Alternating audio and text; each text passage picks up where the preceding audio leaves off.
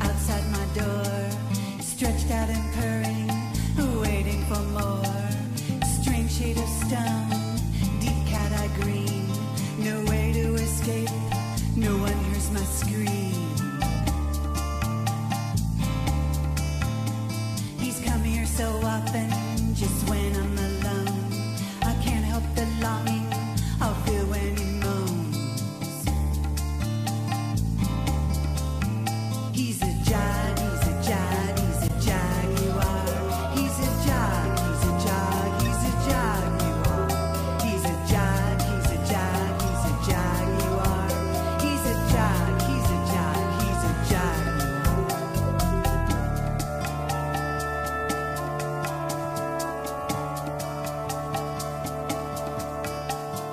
There is a jaguar outside my door, stretched out and purring, waiting for more. Strange shade of stone, deep cat-eye green. No way to escape, no one hears my scream. He's a jag, he's a jag, he's a jaguar. He's a jag, he's a jag, he's a jaguar. Hi, I'm Carrie Cassidy from Project Camelot, and I'm here with Carmen Boulter. And we are in Cairo, Egypt, at the base, practically, of all three pyramids and the Sphinx, and this is the plateau. What do you call this? The Sphinx Guest House. That's the location, right? Yep.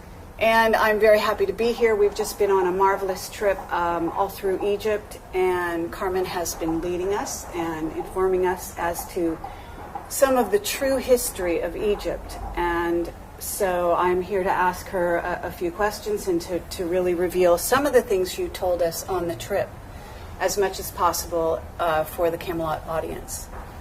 So Carmen has recently made a video called The Pyramid Code.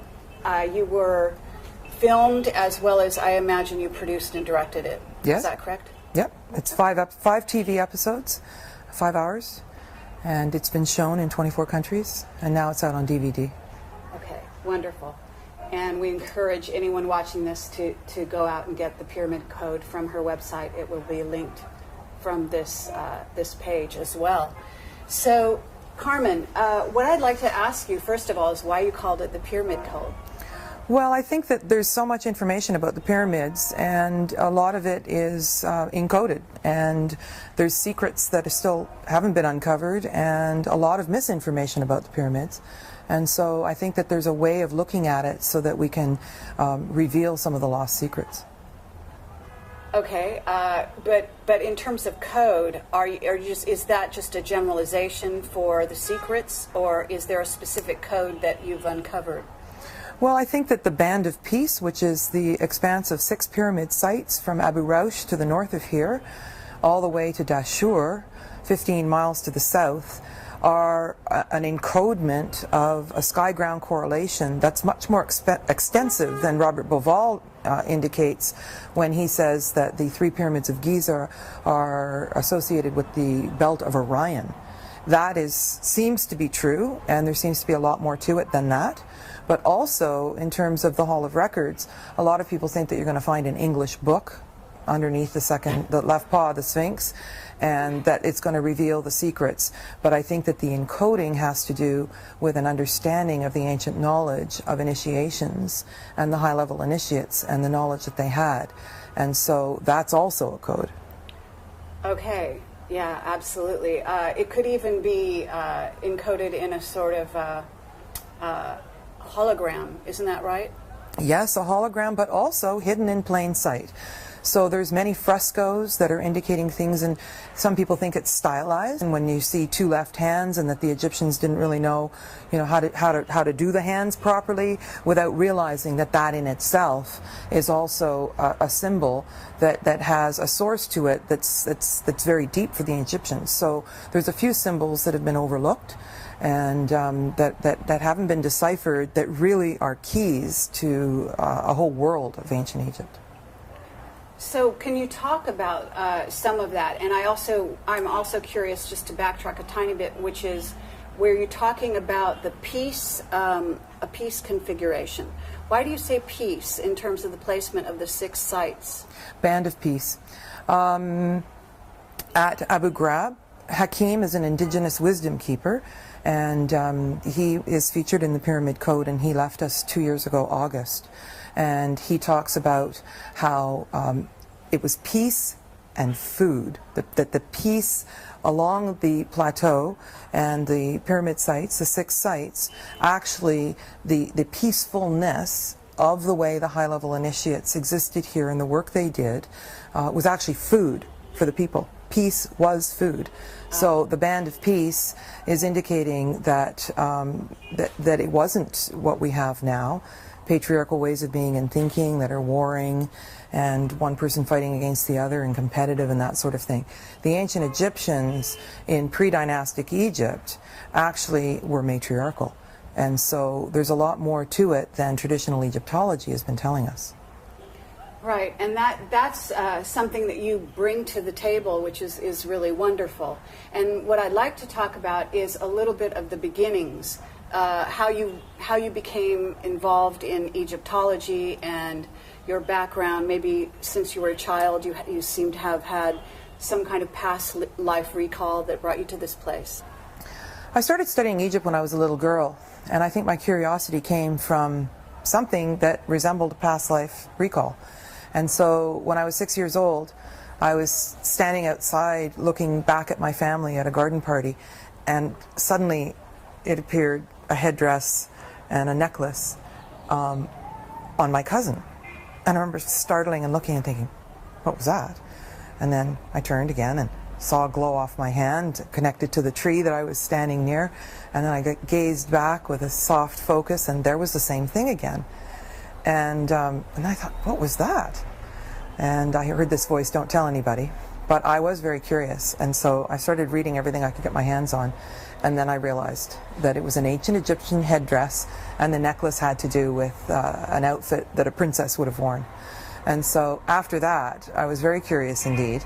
And when I was 12, I found a book on my father's bookshelf that had a picture of the inside of the Great Pyramid, which gave me quite a startle, and lots of energy flowing through. And then I saw a picture of the foot of the Sphinx, which is right out the window. And my first thought was, how close can you get to it? And then I startled again and thought, well, why do I care? Like, why is that interesting? So I was still very young, and I went to my mother and I said, where's Egypt? And she said, I don't know. look it up in the atlas. So I looked it up and I went, oh, it's on the African continent. And, how do you get there? She says, I don't know, phone the airlines. And so at the age of 12, I found out that tickets were $1,400 at that age, and even in that day and age, and I was making 25 cents an hour babysitting, and I pledged that I would come to Egypt. So I came for the first time in 1977, and there's been a lot of changes since then. And I read everything I could get my hands on, and yet there was something that went on when I read that turned my stomach, that made me think that there was something wrong with the story. And so I came back in 94, and so there was a big gap in between from 77 to 94, and during that time I did an awful lot of research. But since then, I've come back 24 times. Incredible, 24 times. And you've been interviewed on Coast to Coast, and I assume you've written some books? Yes. That I haven't read, I'm sorry, because I actually just learned about you when I interviewed you sort of off the cuff for Pig Radio is what it's called. Yeah. I was invited to be a co-host just for your interview, which was, very unusual, sort of a serendipity because it's what got me on this trip. Yeah, with Jeremiah Duncan. Yes. Yeah. My book is called Angels and Archetypes, an evolutionary map of feminine consciousness. And in that book there's 22 goddesses and their higher selves are angels. And it's a map that mirrors astrology, numerology, and tarot. And it's the lost secrets of the sacred feminine. And 4 of the goddesses are Egyptian goddesses, and 7 of them are Greek goddesses. And the rest of them are from around the world. Fascinating.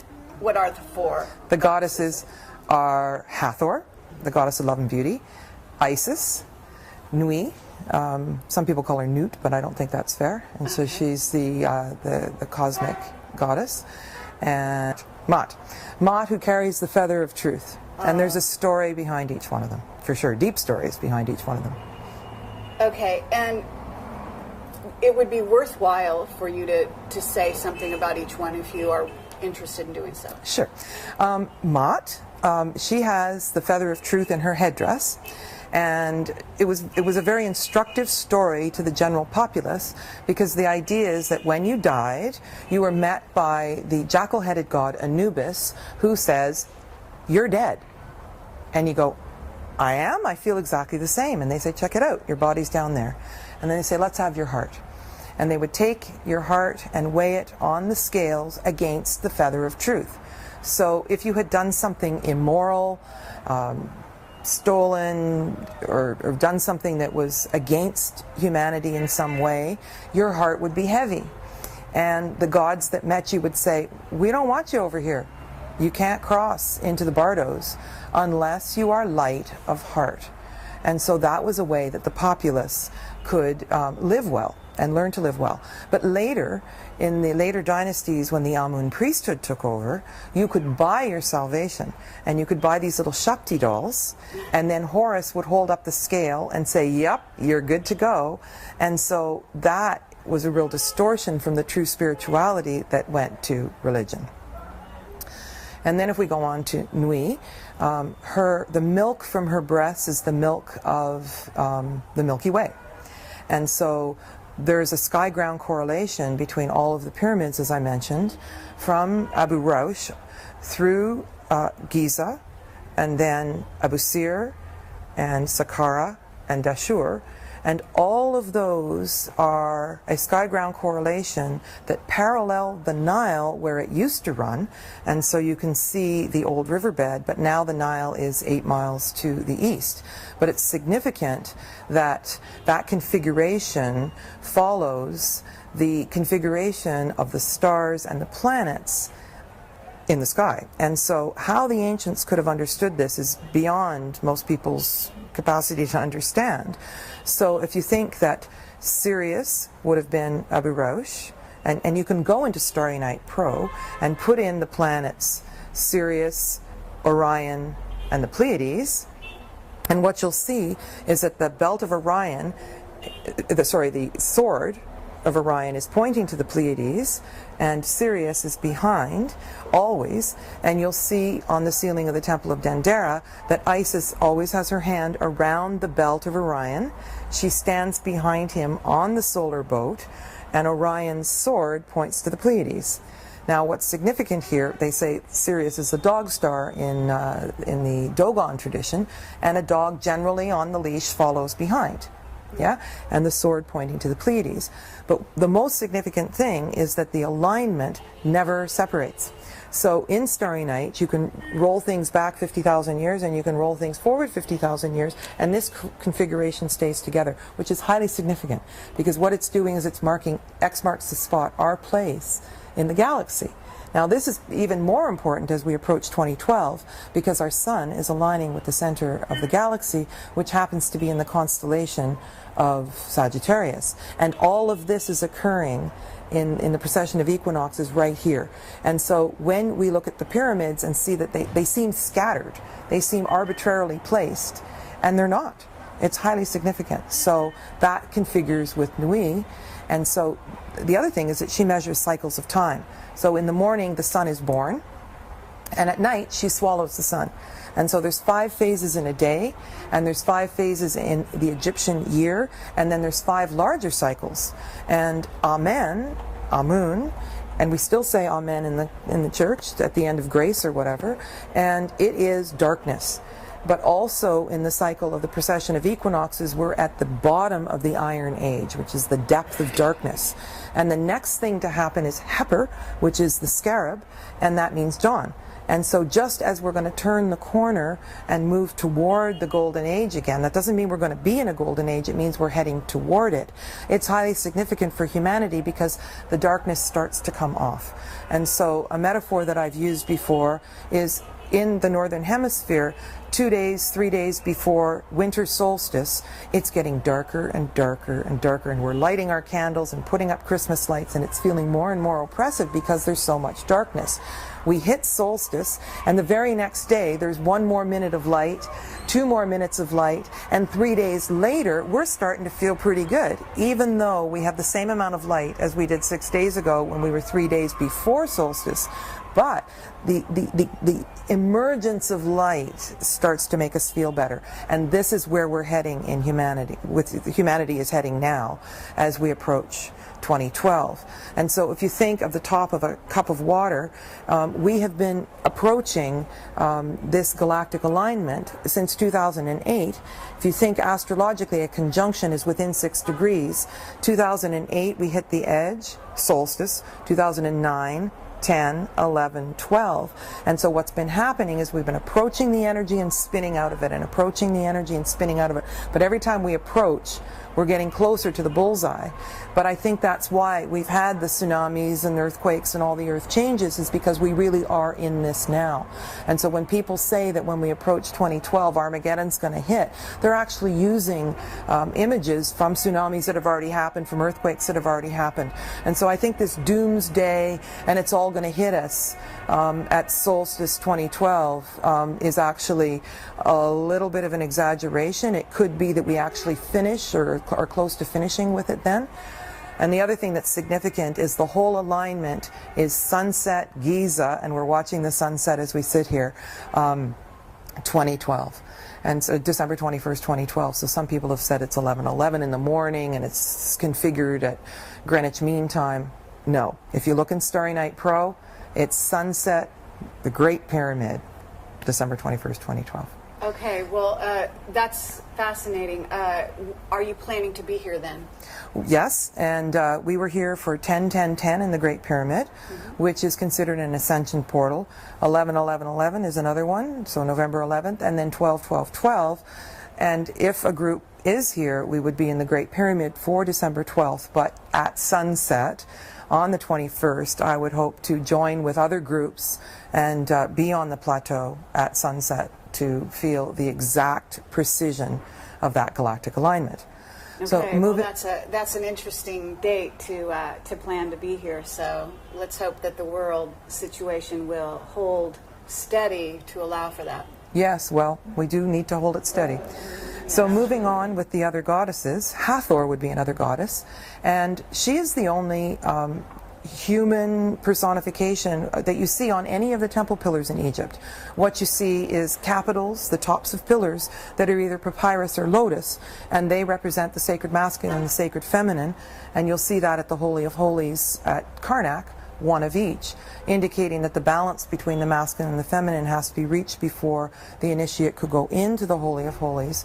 And so Hathor has her own face, but what you see, and many people are curious about why you see Egyptian frescoes in 2 dimensions. You always see the profile of people, but with Hathor you see her face full.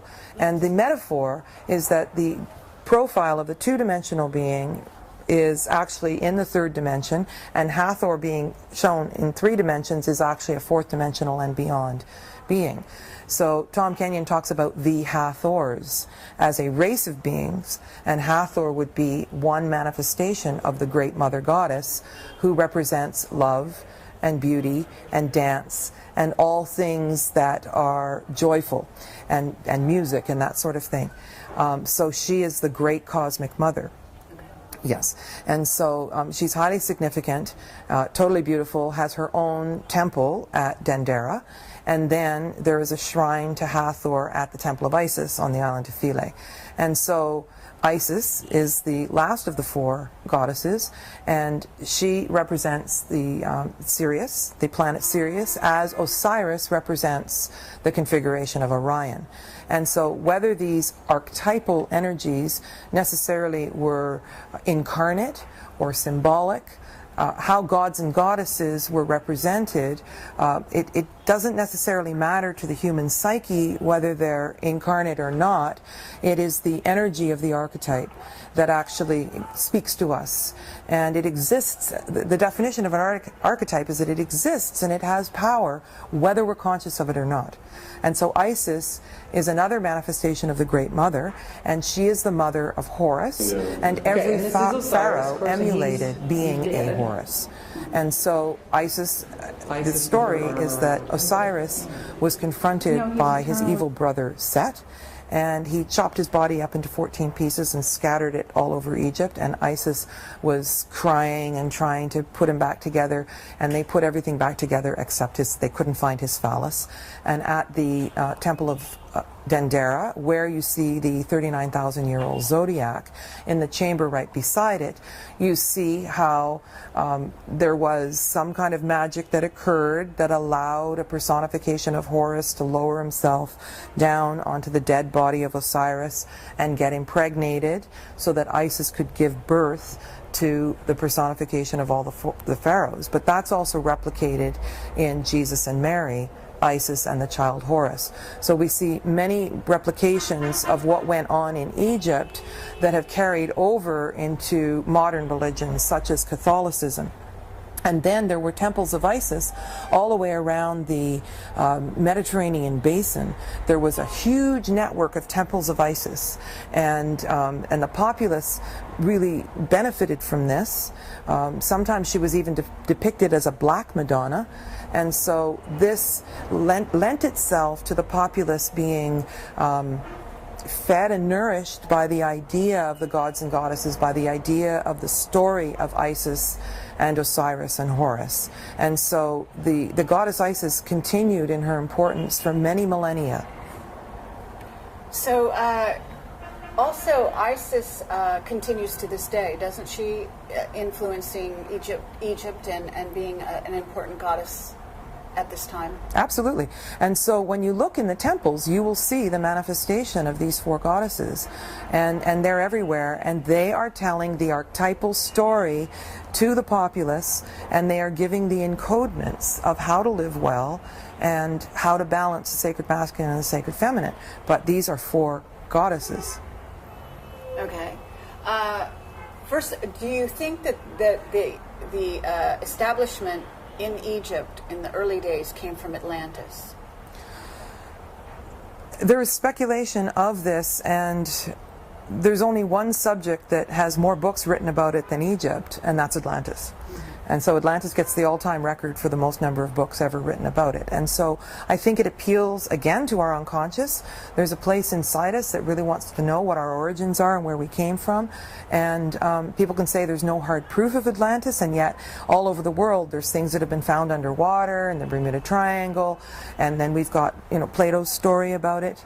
And it actually fits that there could have been a high-level civilization in the Golden Age that was threatened through earth changes, that was the secrets were going to be lost, and it could very well be that various evacuation committees were put together, and that Egypt is one of the sites that the knowledge came to. We can't prove it. Okay. Just out of curiosity, do you have any past life recall? Because you apparently seem to have past life recall of any time in regard to Atlantis. Absolutely. By the time I was 35, I had recall of 85 past lives, and I stopped counting then. And for sure, Atlantis was one of them. And it does make sense, and it fits together how star knowledge and sophisticated level and high-level technology and all of that was in Atlantis. And yes, I feel I do remember. Okay. Let's see, Abu Ghraib, is that how you say it? Abu Ghraib? the configuration there, that very strange, I was told it was a spaceport by William Henry and Jordan Maxwell at the time. I don't know if you relate to it in that way. But that was, in essence, they felt Atlantean. Do you feel that way? Well, I think you can't isolate the entire area. I think the whole of the Band of Peace is a unified field. And to isolate one bit or another doesn't make sense and is not necessary.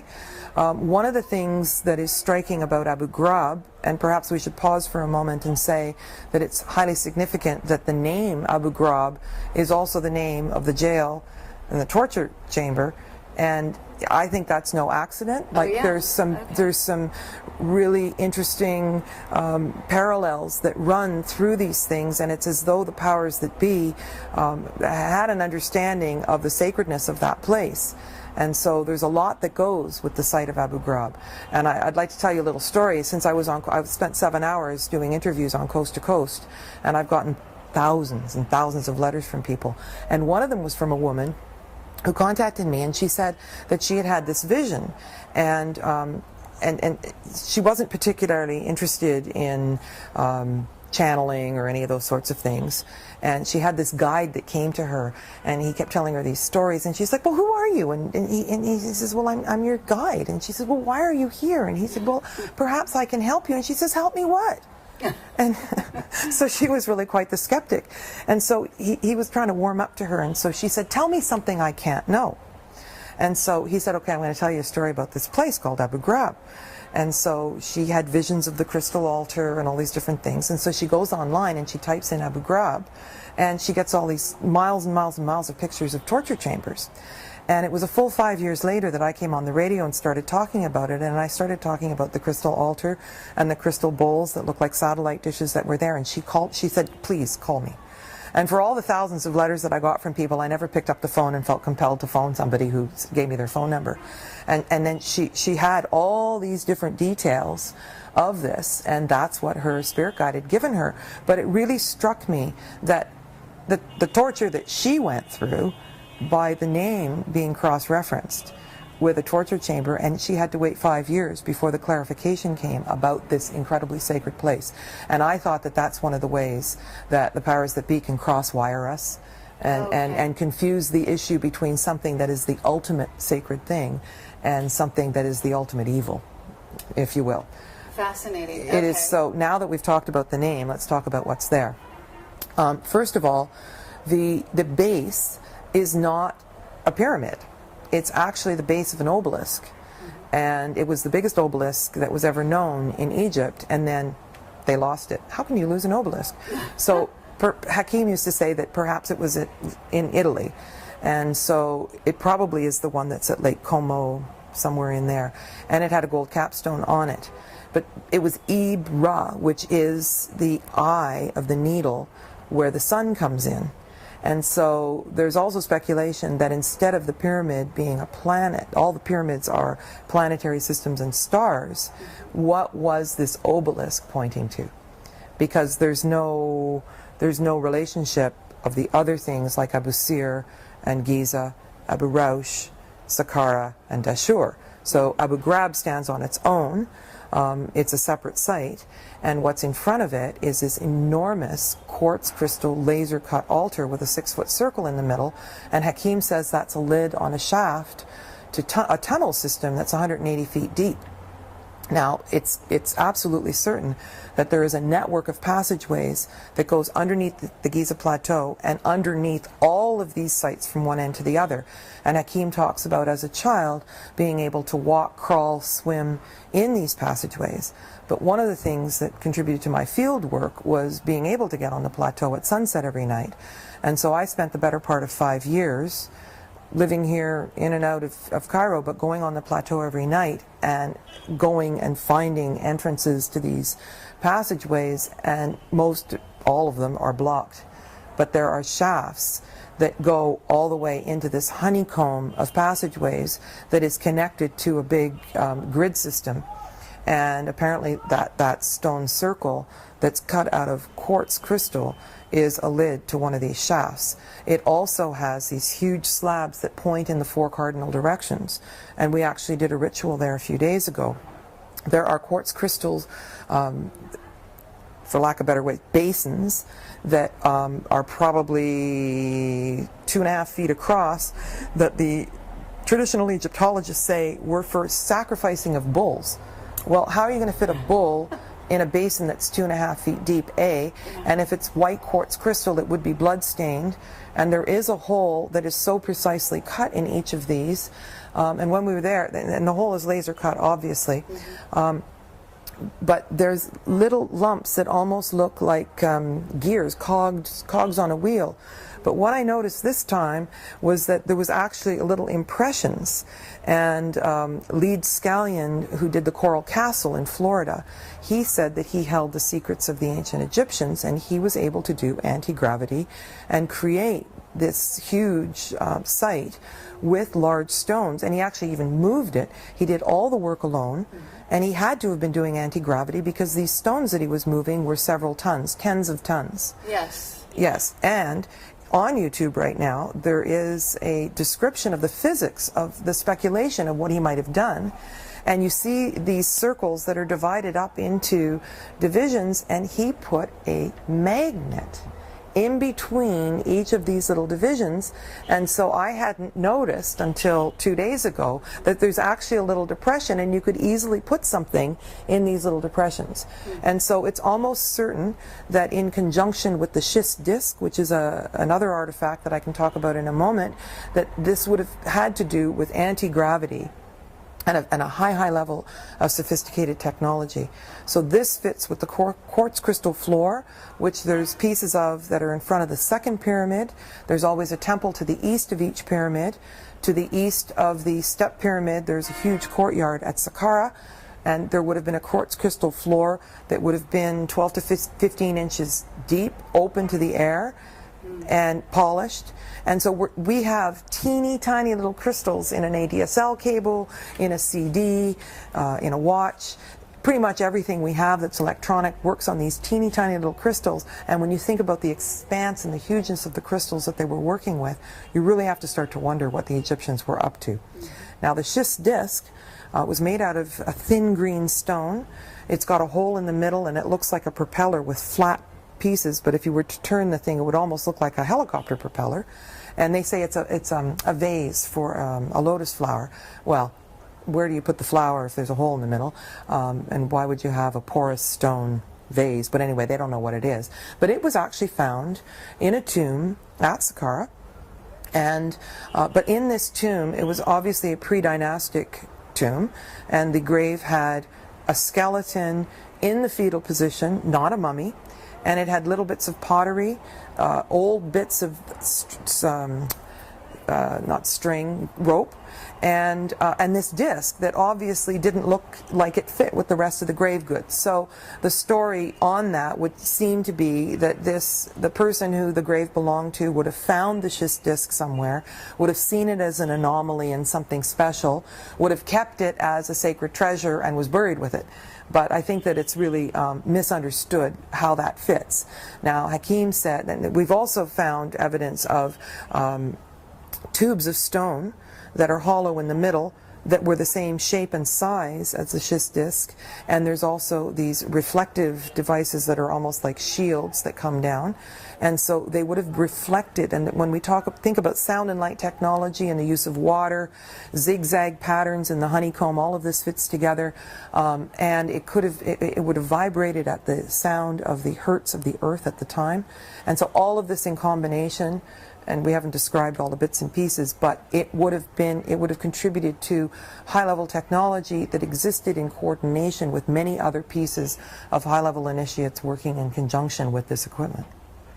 Absolutely, and some of that is mirroring the work of Michael Tellinger down in South Africa, as he's starting to find that sound is a real part of the stone circles down there, and that it could be responsible for generating an electromagnetic field such that resonates within the stones. and could have been used to do certain things. Yes, I did go down to South Africa on the invitation of Michael Tillinger, and I was shooting a trailer for a possible new documentary. And there are prolific stone circles. They do ring like bells. It's very curious indeed. And they are extremely numerous. They are rounded, which reminded me of Malta and various places where there were loosely packed stone circles, which is a completely different construction than Giza. Yes. But the roundedness lends itself to some kind of matriarchal, we don't know, and it's impossible to say. The stone circles now would have had to have been reconstructed. You can see underground from the air that parts of them would have been buried and then dug up again and reconstructed. They would be very old indeed, but you can't really perceive what they are from the ground walking around. But if you're in the air, and we did do 3 helicopter flights when I was there, it's almost like the Nazca lines where they don't make sense unless you see them from quite high up. Yeah, so it's very inconclusive what they are. There's still a lot of science that needs to be done on them, but definitely a curiosity. But there is the element also of quartz, silica in the case of those stone circles, which is also part of the Great Pyramid, and the granite that is part of the construction of the pyramids and other temples. So you've always got that element of quartz crystal. Yes, silica is comparable to quartz. For sure, within Giza and the Band of Peace, there are certain kinds of stone that are used in different ways. So you've got the white Tura limestone, which would have been the casing stones on the Great Pyramid, which would have been white, and on the bent pyramid at Dashur, which also would have been white, and they're almost like an insulated wire. And then in the underground passageways, you've got granite, which emits radon gas, which has a quartz crystal component, and you can see that shining in granite countertops. Yes. And it builds a charge, and it carries a charge. And water moving in zigzag patterns would have carried a charge. And then you've got sandstone, and you've got basalt, and there's various types of stone that in different combinations would have had a different purpose to build a charge and then to release the charge. So as the charge would build in the water, then it would move up the ascending passageways in the Great Pyramid, and what was happening is the hydrogen and the oxygen water molecules would be able to blow apart, and then they could harness the hydrogen and create a passive form of power. And so all of this was known to Nikola Tesla, and his Tesla Tower had very similar features to the construction of the Giza Plateau, including being built on a limestone aquifer. And so it's on Long Island, and it has descending passageways at the same angle as the Giza Plateau, and then the tower itself is replicated in the shape of the pyramid.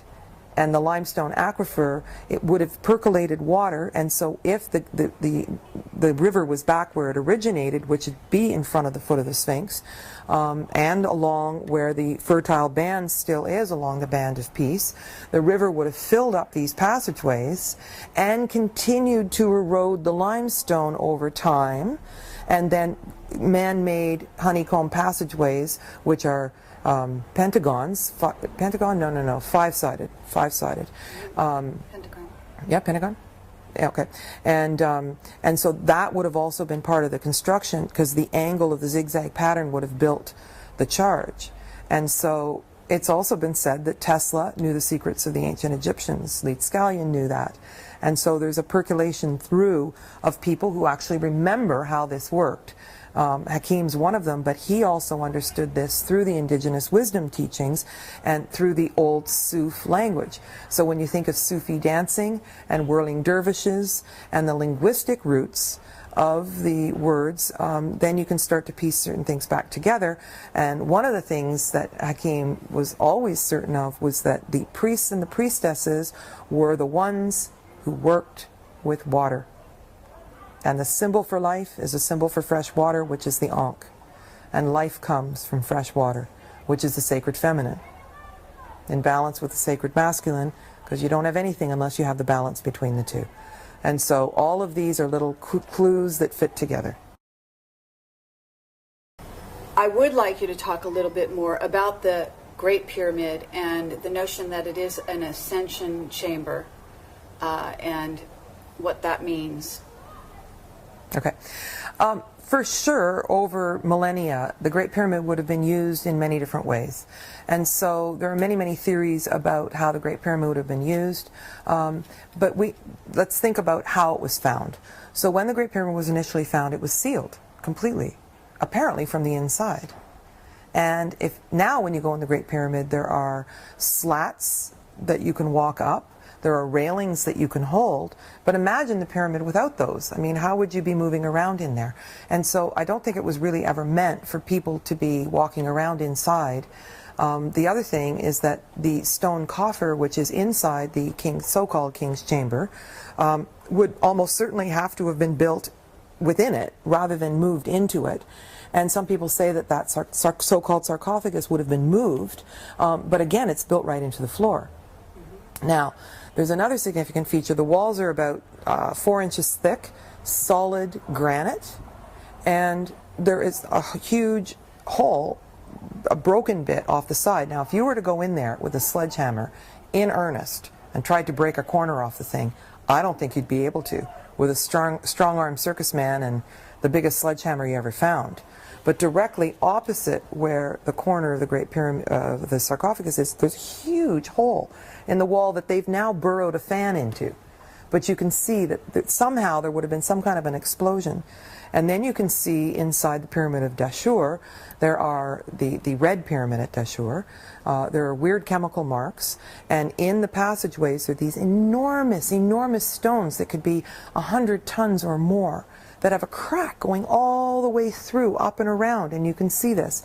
And so there would have been some kind of an energetic charge inside the pyramid, more than one pyramid, that it would have been some kind of energy device. Now, they tried to blast into the Great Pyramid, and if they had been able to take the pyramids down, they would have, because they're considered un-Islamic, which is similar to blowing up the Buddha statues in Afghanistan. Even though there was protest around the world, they were considered un-Islamic. And so the Giza pyramids, and from one end of the plateau to the other in the Band of Peace, was an open quarry. That there was no respect for the pyramids, and so anybody could come and build whatever they wanted. So, but when are you talking? This would have been in 700 AD. 1111, Saladin came along, and so that's when they would have just, taken the stones off. Wasn't it the Christians that did all the damage? The Christians did a lot of damage, but they did that around, I don't know, about 200, 300 AD. Okay, so they started doing damage. But archaeology was only started in 1910. And so in the 1800s, there were people who had money for expeditions, but they weren't really scientists that were coming.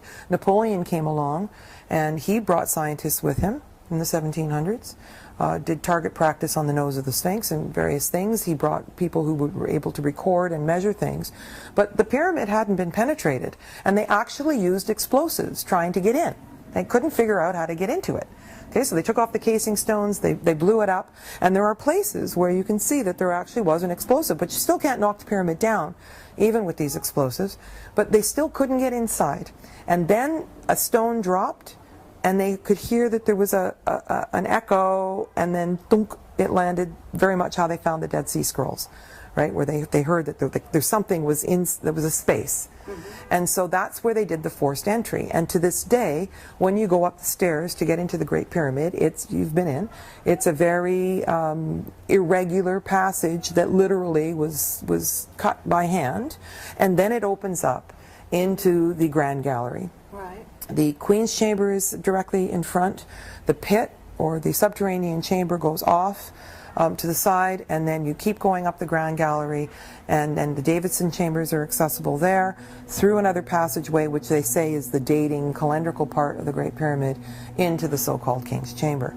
When they finally got in there, what they found inside the Queen's Chamber was a kind of chemical residue, and inside the so-called King's Chamber, white powder, like monoatomic gold, as the late Lawrence Gardner would talk about. So what were they doing in there? And how did those chemical compounds end up in there? And why monoatomic gold? Because monoatomic gold changes its properties densification properties and gravitational properties. And so there was some kind of ceremonial work that was done in there. Somehow the pyramid was sealed from the inside. Now, since people have felt the energy, they've put the slats in and the railings, and people have gone in and they've felt different energies in there.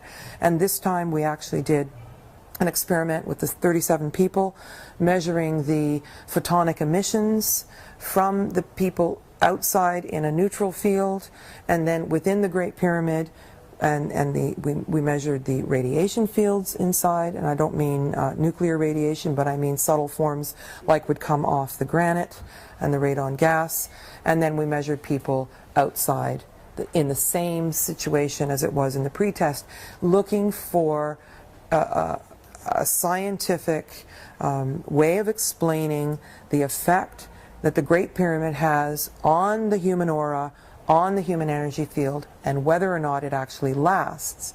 And so the pretest and the post-test, the post-test was the day after we had been in the Great Pyramid, and is it possible that the energy fields in there actually are doing something to the human body? So we're coming back to the idea that it's a multi-purpose chamber. We're never going to know conclusively how it was used, but the word ascension means that we're moving from one state of densification to a state of more refinement. This, almost certainly, the Egyptians understood this, and they were all about, there were two different focuses that they had, which was the biological imperative of how did we get here? Where did we come from, and what are we doing here, and what happens when we leave? So the entry point into this experience on Earth, and the exit point of then what? And so when you narrow it down, the ancient Egyptians, they really weren't as complicated as we end up thinking they were. We think they were misguided, and they were childlike, and they, worshipped animals and all these sorts of things because of the lack of understanding we have of these simple, different symbols that were actually manifest. So in terms of the Great Pyramid, it actually carries a charge, even though the casing stones are off it, and the insulated wire actually leaks, and so it can't hold the charge like it used to. But the Great Pyramid could have been a closed system that worked with the passage of the Nile, the flooding of the Nile, and then retreated as the water and receded. And it was on a telluric grid system, like dragon lines, like ley lines, that was worldwide, which could have been connected to evacuation plans from Atlantis. Graham Hancock has given us, if you look at the Earth, and like an orange, and every 72 degrees, if you ignore north and south, there is a megalithic stone structure at every point of these 72 degrees. So we have Easter Island, we have Stonehenge, we have Giza, we have many different places. And so it would have been very clever indeed if this closed system was able to generate energy that was actually able to feed the entirety of the Earth through these telluric currents that had an ability to conduct a passive form of magnetic energy that would have sustained a certain amount of energetics on the planet, and now it's broken. And it's still, if you're standing within the structure at the core of itself, it's still generating a field. People know it, and they've experienced it. It's a life-changing thing. It's an imprint that you don't forget. How they were using it would depend on the time frame, and... Okay, but, and it's funny because we are right here, and I'm going to point the camera in this direction so people can see, but right now we're trying to get the right quality of light on this conversation. The Great Pyramid's right there, so we're discussing it as we look at it. And I have to say that there must have been, though, even though they tried to get in at a later date, it seems to me that there would have been a passage inside where initiates were able to go in and out of the pyramid, that somehow it was sealed after a certain point in history. Well, again, we get a little cross-referenced, and I think that the real initiation chamber, where the high-level initiates went from the 8th level of initiation to be supercharged to the 9th level, was actually under the 2nd pyramid, which is also right here. Mm-hmm. And from the Sphinx temple, I had a lot of memories of that temple, and I looked for it for 10 years. And I was playing the you're warm, you're cold, getting warmer, getting colder, and I couldn't find exactly where it was because it's one of the most highly restricted spots anywhere on the planet. And so when I finally found it and my foot touched the actual stones, it started to run like a movie, and I could see the priestess dresses and smell the flowers and see the candles. And I went, oh, around this stone wall, there's a door. And that door is a passageway, a narrow passageway that goes all the way under to the initiation chamber under the second pyramid. And I went around the corner, and there was a metal plate that size right under. And it was a narrow passageway that wouldn't allow you to stand up. But when you think about magic carpet rides, the little silk carpets, there was a way that they could levitate, they could fold their energy to stop, they could lift their energy to float along these passageways, and that was part of a ritual of an initiation. So not the Great Pyramid. The Great Pyramid possibly was sealed and it was a machine doing its own thing, but it's a whole different thing in the second pyramid, which could have been an initiation chamber. And Hakeem is the first to tell you that the second pyramid was seen as the Great Pyramid. And then, and in some places it looks more dominant and it looks higher depending on the angle that you're looking at it. That is true. And they've closed, I don't know, I believe that they've closed the Queen's, what they call the Queen's Pyramid. They've closed it. Well, my understanding of the Queen's Pyramids are the three auxiliary pyramids to the south of the third pyramid and right here to the east of the Great Pyramid. The second pyramid is not, I don't know of anybody who calls it the Queen's Pyramids. The Queen's Pyramids are these three ones over here. I've always thought of it But they've closed, okay. Over the last decades, they've always had at least one pyramid closed. And it's the intention of the Department of Antiquities to close all the pyramids to the public forevermore. Right. And so the fact that we were able to get in there and do a private meditation on October 10th, 2010 here was actually quite fortuitous. So we can't take for granted that these pyramids are going to stay open to the public. Right, but my question is actually in the second pyramid, I assume you've been inside. Yeah. Yes, and it was open for a time, but it's closed now, isn't it? All I'm saying is that they always open and close things. Okay. So over these 25 trips, there's been a different pyramid open and closed for restoration at various times. But I've been in there several. When it's open, I go in. It's been open several times. Yes. Okay, but it's just an interesting, because this is Project Camelot. We're always looking for conspiracies and reasons behind things, as to why they do what they do. And there's certainly a plot going on here in Egypt in terms of what's being rolled out, in my opinion, after this is my third time here, and after comparing all the evidence and the fact that they do close them, and they close them at odd times and make sure that they're not all three open simultaneously, there might be a key there. That's all. It's an interesting dynamic. You bet.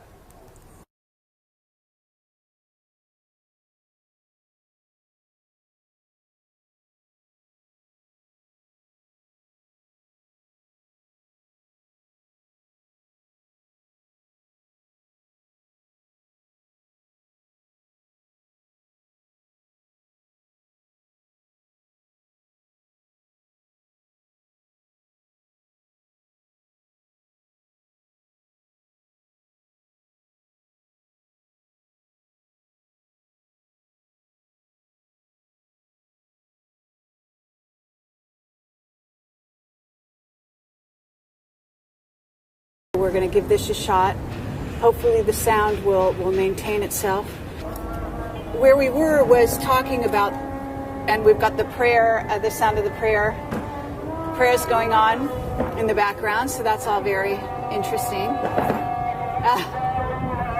And they're only getting louder. Okay, but I think that they should mellow out pretty soon. I mean, it's great atmosphere, in my opinion.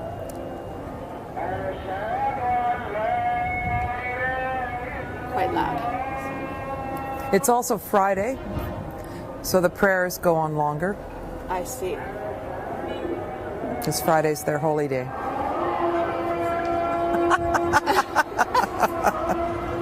And now what is this? It's another one. They start everywhere at the same time, roughly within seconds, based on sunset. Okay. So we've got sunset. I mean, sunset actually happened a few minutes ago. They're a bit But late. it's 5 times a day. Yes. And so they divide the day up based on when sunrise and sunset are. Okay. And there's no place in Egypt that you don't hear the prayers. Yes. Unless you're in a resort that's built for foreigners. So the idea is that you will always be able to hear the prayers, and you'll always know the direction to put out the prayer mat. Well, I have to say that this megaphone is new, at least in the past 4.5 years. I remember it. You do? I do, because this used to be where I'd stay sometimes. I see, okay.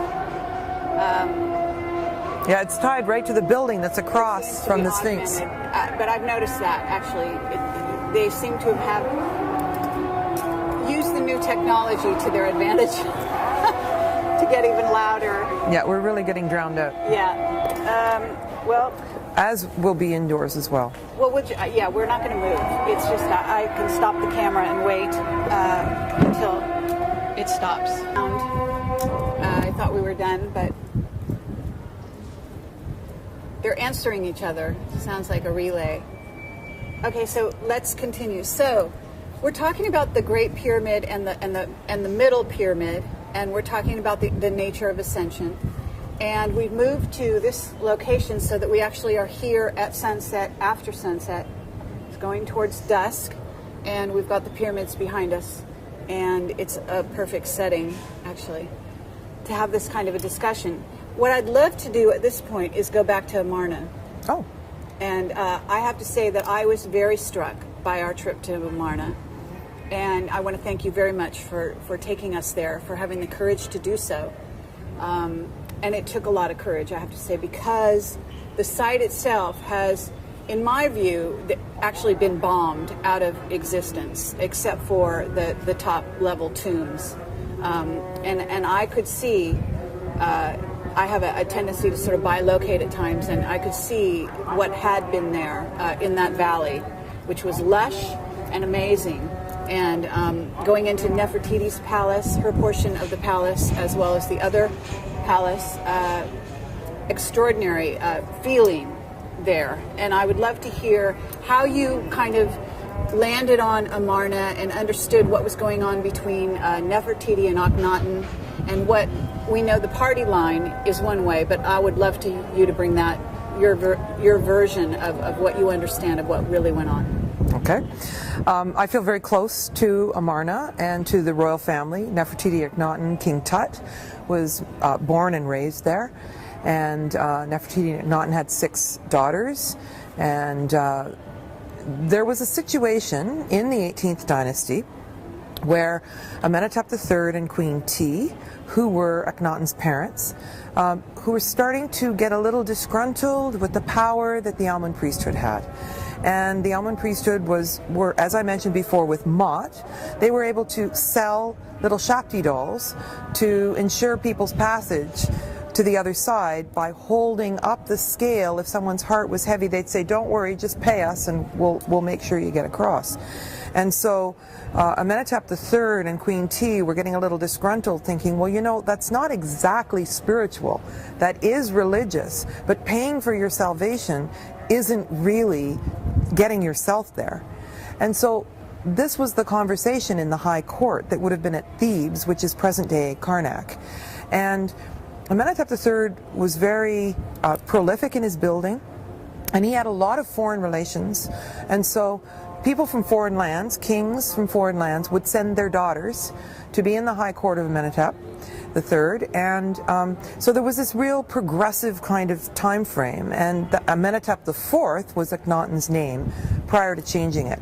But once his parents had instilled this idea that it was time to get rid of the corruption, move beyond the corruption, and actually start over, they planted the seeds inside Nefertiti and Akhenaten, and Nefertiti was actually co-regent. So Akhenaten changed his name to get Amenhotep, Amen, the Amun priesthood, out of his name, and to change it to the Aten, which was the solar energy of the sun.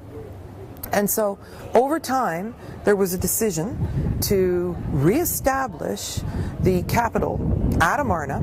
All right, so the Amun priesthood was corrupt, but there was also something else going on.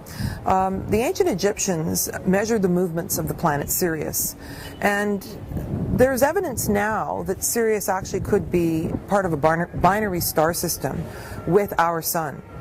And actually there's a passageway in the Great Pyramid that always points to Sirius. And if you look at the extragalactic grid and run it again in Starry Night Pro, everything revolves around Sirius.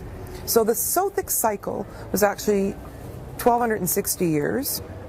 And each time it went from one end to the other, the capital would change from Heliopolis, which is near the Cairo airport now, and Thebes, which is Karnak.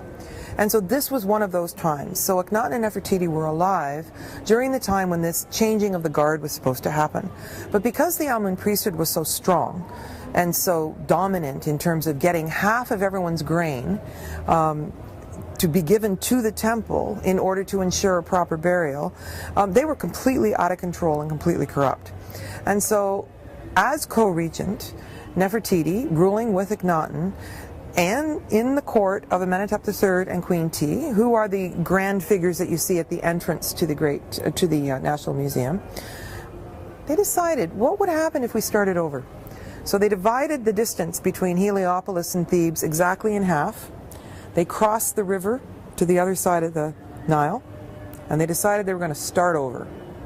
So plans were made, the architects were brought in, and a completely new society was started that was based on the acknowledgement of the sun, harmony with nature, beauty, creativity, and it was actually perfection.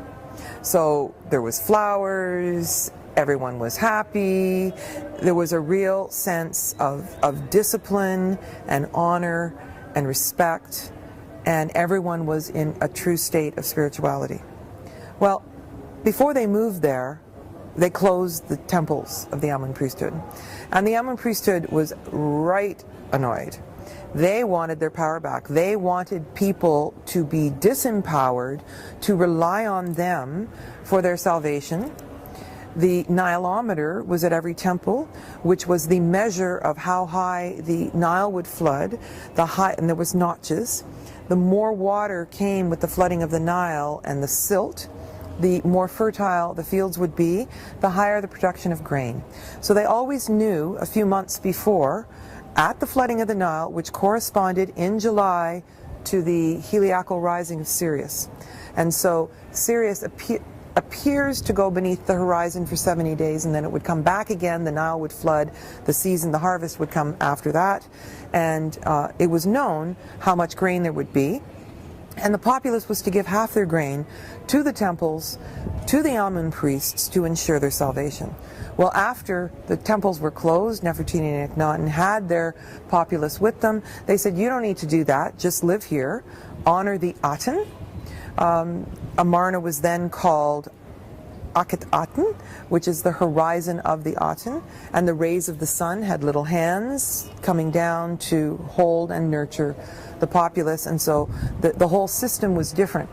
Meanwhile, in the background, the Amun priesthood, who had remained in Thebes and in the rest of Egypt, were plotting, disgruntled, wanting things to go back the way they were. And so to this day, they say that Akhenaten was a heretic, he was crazy, he was deformed, he had a disease, and the Amun priesthood had the whole story on religion. They understood how the gods worked, but that's not really how it went. And so it's really curious to me, with my past life memories and having gone there many years ago and seen it run like a movie, very much like my experience at the Sphinx Temple. And my stomach would turn every time I would read all of these other stories. I mean, what do you mean he was crazy? It was beautiful. What do you mean? Spirituality is a much better idea than this silly religion where you pay somebody and the disempowerment of people instead of the empowerment of people. I thought they've got to be wrong.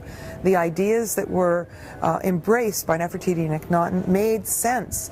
And the energy and the creativity in the populace and the beauty there was unsurpassed.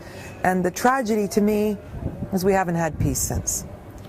Okay, but there was a plot And what I want to do is sort of unravel that a bit, if possible, in terms of not only the killing of Tut, King Tut, but also his father, Akhenaten. So how did Akhenaten die, first of all? Well, first of all, there's no way that I'm convinced at all. Having been at Zahi's press conference, I knew he was going to try to say that Akhenaten was Tut's father. And there's absolutely no way. And we've done the family tree, there's been psychic archaeology, there's people who remember. I knew that Zahi Hawass, head of the Department of Antiquities, was going to try to do that. I was at the press conference. They did not do the DNA testing with the mitochondrial DNA and the X chromosome. They used the Y chromosome, which is the boy chromosome, instead of the matrilineal line. And there is absolutely no way that it is a conclusive proof.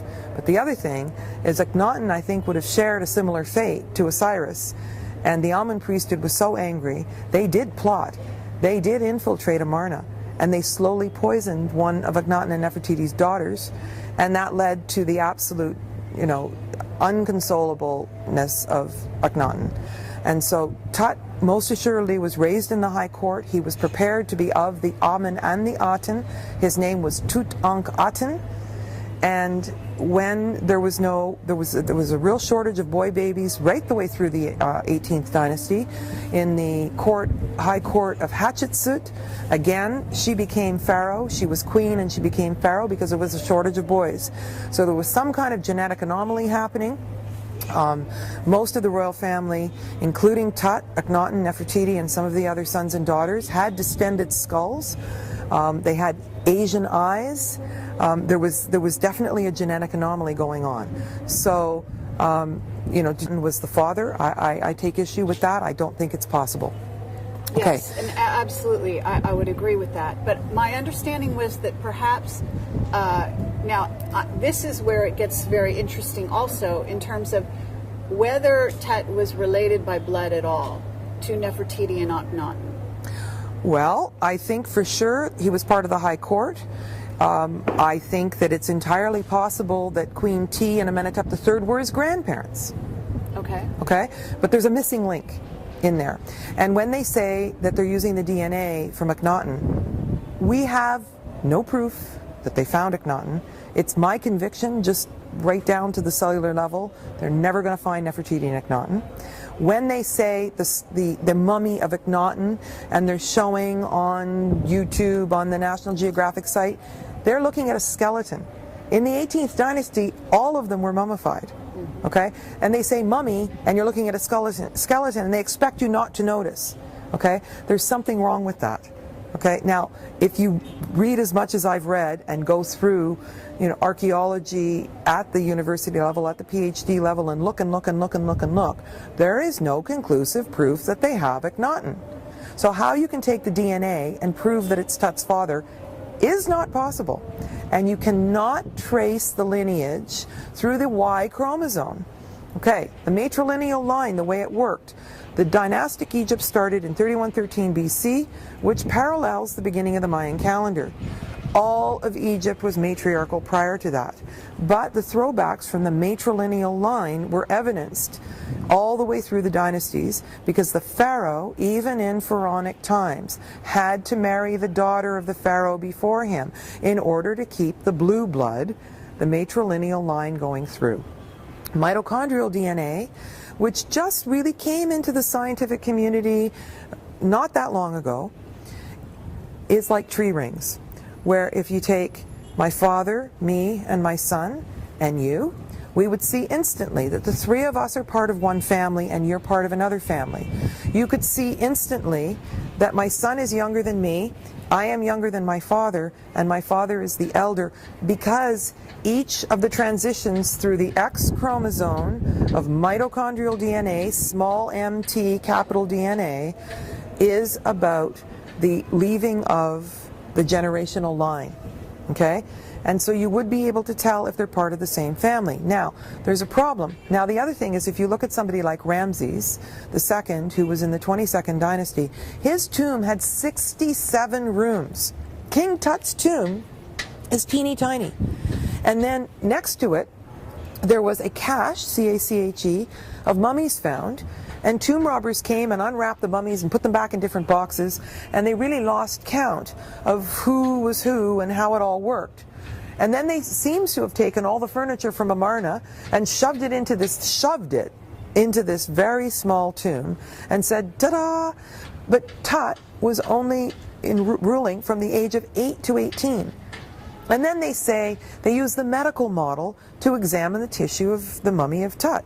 So they say he had a club foot, he had a cleft palate, he walked with a limp. Well, wait a minute, he was an enlightened being. He was perfect. They say, oh, and Hatshepsut was obese. So they're looking at the medical, oh, you have high blood, oh, we're going to give you medication. It's all the medical model.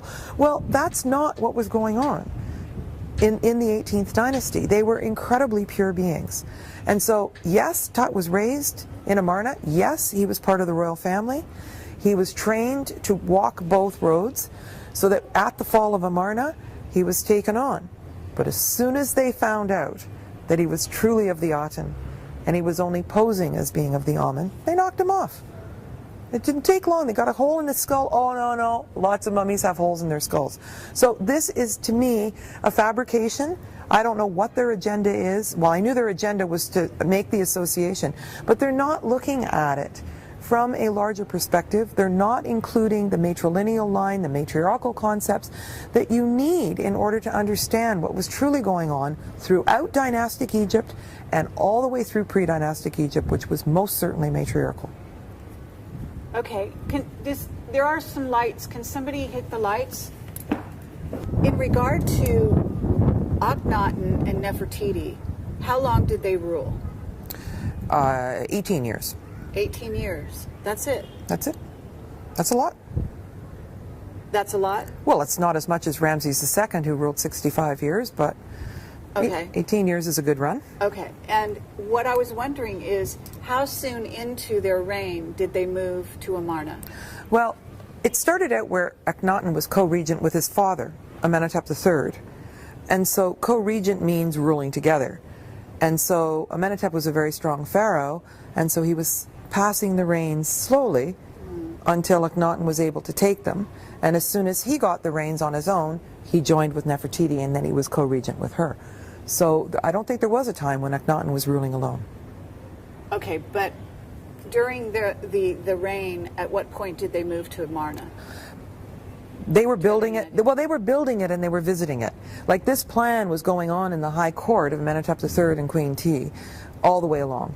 And so it took several years to build this the entirety of it. And so they would go back and forth and they would visit, and then they would be at Thebes. And then after a while, they ended up with the entire populace that was going to live there, and the whole thing had been transferred. Queen T would come and visit, like grandma coming to see the grandchildren and that sort of thing. And so it was very much transitional. Okay. And when Tut was born, at what point into their reign do we know? Well, approximately age-wise. I don't know how to say that. He was 8. He was 8 when he started ruling, and he lived till he ruled till he was 18, and so that was like 10 years in there. Okay. So because I was wondering, my understanding was that at Karnak they were plotting. Obviously, you're saying they were poisoning Akhenaten. No, his daughter. Slowly. How did he die at that point, or do we know? Is that no? She died, but then he became inconsolable. Right. And he knew that the Amun priesthood had infiltrated, and so it was the beginning of the end. And so it was the beginning of the end. Everything started to deteriorate, and they were plotting and really trying to take over. So once the Amun priesthood were running Horemheb, okay, so there was and that's who you see in King Tut's tomb. And I was the vizier. He was not royal. Okay, so Tut was the last of the royals. And then Smenkhare married the eldest daughter of Nefertiti and Akhenaten, and he ruled for 9 months. But what was happening is the espionage was going along, and they were trying to take over the dynasty. And Horemheb was horrible Heb. He was like a miserable one that was attached to the Amun priesthood. They wanted to open all the temples again. They did. And then they ruled with an iron fist, and they came and they demolished Amarna. So Amarna is one of the only places where there aren't layers. And so even to this day, you see a Muslim mosque inside the Luxor temple. Layers and layers and layers. Temples underneath temples even here. There was a temple of Isis toward the left shaft of the Sphinx's paw. And it goes on like that. So Amarna, they just absolutely, you've seen it. They flattened it. Yes. And everything is gone. They broke up all the pieces of the buildings and they put them together, and they called them teletats, little blocks that a single man could just pick up. They took them to Karnak, filled up the pylons, and it was only when there was an earthquake that they found any of it. And so they absolutely came in and took over. They reestablished the old ways, and they say they reestablished the gods, but that's also a misnomer. And they were trying to say that, you know, Nefertiti and Akhenaten had monotheism. They still had Isis and Mot, the principle of Mot, and the storyline of Osiris and Isis and Horus, and all of that. Nui, the cosmology, they didn't get rid of any of that, but they recognized the solar power and the whole idea of the regeneration and the importance of the sun. And the Amun priesthood was all about, we're running it, people know nothing, people are not empowered on their own, and they just reestablish things the way they were. Okay, so at a certain point, though, something must have happened to Akhenaten, or because when they took Tut to Karnak, and he basically took the throne, didn't he take the throne at Karnak as opposed to Amarna? Yes, and so I figure that they killed him, and that Nefertiti walked away. Very much like Mary Magdalene, just walked away, and she was never heard from again. She probably changed her identity, and we don't know for sure, but like when they say, you know, they think they found the mummy of Nefertiti, I say no. And they whoever they found that they thought was Nefertiti, Fleming, whatever her name was, that it was doing the red-haired lady, and they understood Queen T and all that. It was someone in the High Court. It was someone who knew Nefertiti, but they're not going to find Nefertiti and Akhenaten. That's just something that I feel a very strong conviction in my bones. Okay. And I think that Akhenaten probably met the fate of Osiris, that was cut him to pieces and thrown into the Nile. They don't have him, and I don't think they're gonna find him. Okay, and my intuitive take is that they were of ET lineage, and that that each one actually represented a different group of ETs because their physicality was very different. Akhenaten and Nefertiti each. Well, you stood there in the National Museum in the Amarna room, and there is a figure of Akhenaten and there's a figure of Nefertiti. Some people say they're both Akhenaten, but they do have a similar thing. They almost have two belly buttons.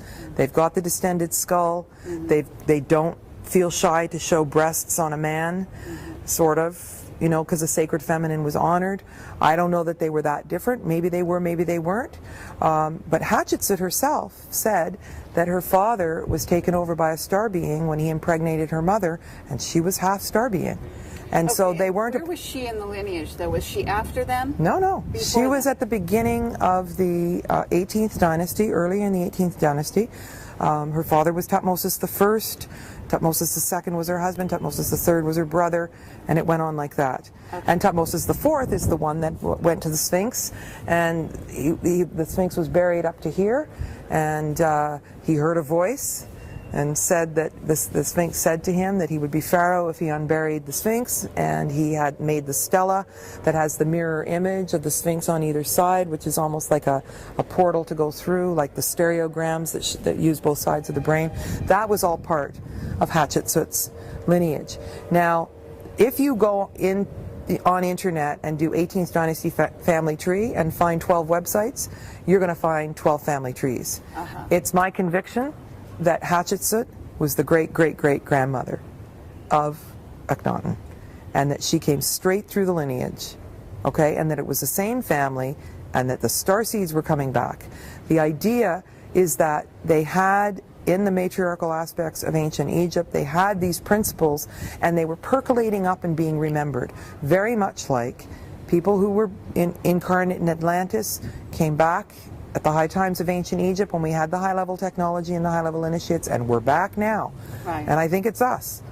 Okay? Yeah. And so I think that there was a similar thing in the 18th dynasty where Hatshepsut and the Amarna period came through, And it was the same sort of thing where the spirituality was percolating its way up in the face of the religion, and we have that now. We have that exactly now, where the fundamentalists, and we saw it, where they're shutting us down and they don't want us meditating. Right. There we are at the Temple of Isis, putting our hands on the Holy of Holies, and somebody had the audacity to close their eyes, turn their palms up. No meditation, not allowed. We toned. They're going to take the license of our tour guide and charge him 8,000 Egyptian pounds, which is what, $1,500, something like that. Yeah. You know, because we prayed. When you see the invasiveness of the praying here, and so we went and sat inside the temple to Hathor, we closed our eyes, sat quietly, and turned our palms up, and we were told it was illegal. That's right, that meditation was illegal when we were told to stop right away. And how is peace and peacefulness hurting anyone? Exactly. How is sitting quietly grounds for anything illegal? Absolutely. And the notion also of the temples themselves as places of reverence, of silence, is what they are. It's clearly, you know, it's clear when you walk into them that this is what was intended. And yet what is happening with the guards now is that they are actually moving against anyone showing any kind of reverence or any kind of peacefulness or meditative state. Absolutely. And when you're in the Great Pyramid with the general public and people are just chit-chatting and clumping along, all of those idle thoughts get magnified. And I find it so incredibly disturbing. And in the temples, when it's crowded, people shoving and shouting and take a picture of me, you know? Yes. And it's just ego. Right. And when the temple's clear, when the Great Pyramid is empty, instantly it resets. And the temples are constructed in a way that they replicate the cavities of the human body. And the Holy of Holies, you always enter through the feet. And the Holy of Holies is also always represented by the pineal gland. And the way it used to work is the general populace would enter the initial hypostyle halls, and you had to have higher levels of initiations to go through. And there was always a winged disc with a cobra, a uraeus, and the vulture, which is the sacred masculine and the sacred feminine, that had to be in harmony. The lower self would surrender to the higher self, and you would walk into the temple with the highest good of humanity in mind. Drop your ego at the door. Well, now they don't even want us quiet. Right. They encourage the idea of the mishmash and the ego, and it's ludicrous that being silent they would find. I don't know. I don't have words for it. Absolutely. Well, it's an outrage, and I have to say that also they're trying to prevent people from taking pictures in certain areas, which is very interesting. They're also blocking off large portions, very suspect portions, in my opinion, of certain temples, and it seems intentional. Oh, definitely. It seems like there's a lockdown, and this whole idea of also closing the pyramids to allowing people to go in them, to go near them, even the Sphinx, the same thing. The notion that because what happens with these pyramids is there's a force field. They exert. I mean, it definitely goes this far. Definitely. Even farther. Sure. It's said to even be possibly a balancing sort of fulcrum for the planet in general. So we're talking about a huge force field. We're also talking about the notion that if we're right, and you can go into, say, the Great Pyramid or even the Second Pyramid, and your vibration is raised such that ascension becomes more of a possibility. If you can be triggered, if you can go through initiations that can then lead to spiritual development, further development. If they lock all those doors off from humanity, then we're really talking about a dumbing down of humanity in general, and a plot that's going on with respect to the Egyptian government. And they are, in essence, financed by the U.S. government for all intents and purposes. So what we have is something rolling out that sounds very much like the Illuminati and what's going on. Yeah, and I've been coming here since 1977, when there was no wall. when everything was different. I spent 5 years in and out of holes on the plateau, exploring the tunnels, and then they put the wall up. And so to me, it very much felt like locking the barn after the horse was already stolen. We already know that personal empowerment is within us. It's a bit late to shut it down. Sure. And it's obvious that they feel threatened by the idea of personal empowerment, and it's exactly parallel structure to the 18th dynasty. The Amun, we still say Amen when we're finished a prayer, and the Amen of the 5 phases of the cycles of time in Egypt is the dark of the dark, and Heper is the scarab, which is the dawn. And in 2012, we are turning the corner from this as well. And so they are very threatened by the idea of personal empowerment, that God is within us, God, Goddess, Father, Mother, God, inside men, inside women. We have deciphered the code. We already understand. Sorry, you're too late. Okay, thank you, Carmen Boulter. That was beautiful, I have to say. So I'm going to keep that part, just in case. Okay, yeah, absolutely. And what also seems to be going on, though, is that there are some signs and symbols within the pyramids, within the code of the pyramids, I should say, and the placement and the fact that there are signs on the faces of the various temples that all point to a transition between life and death that is not considered in current religion, and that the Egyptians understood more about death than is understood currently on the planet, in my opinion. And could you address that? Well, first of all, in the ancient language, which was called Suf, and Sufism is related to that, and whirling dervishes are still here, and that's Sufi dancing, in a way. In the ancient Suf language that Hakim knew from the village of Abu Sir, which is just down the road, the indigenous wisdom keepers told him these stories and taught him the language that wasn't written down. There is no word for death. They call it westing. And so the sun goes down, as we just saw it go down, to the west. The Sphinx greets the sun every day to the east, and they called it westing, knowing that the sun would come up again. And so we transition. Now the populace was taught how to live well through the understanding that we almost certainly will show up again. Now, they talked about Ka, the Ka, which is the body double, and the Ba, which is the soul part that lives no matter what. And so the ancients were into abilities. They had abilities. Now, I'm not saying that the farmers in the field had it, but the high-level initiates understood that we had a body double, so when they were bilocating, it was the light body that would go and be in the other location. And they understood all kinds of things like teleportation and telepathy, and they were able to manifest and do alchemy. All of this was part of the transmutation of the atom, which was metaphorically occurring in the machine of magnetic power, passive, non-polluting power in the Great Pyramid. But also, we are 70 to 80% water, so the transmutation of the atom was occurring within the initiates. And so these abilities, they had the Ka, okay, that would bilocate, but the Ba was the part of the soul that lived on. So when Anubis met you and said you're dead, you go, I am, I feel the same. Well, the part of you that drops the body, that lived inside the clothing of the body, is still there.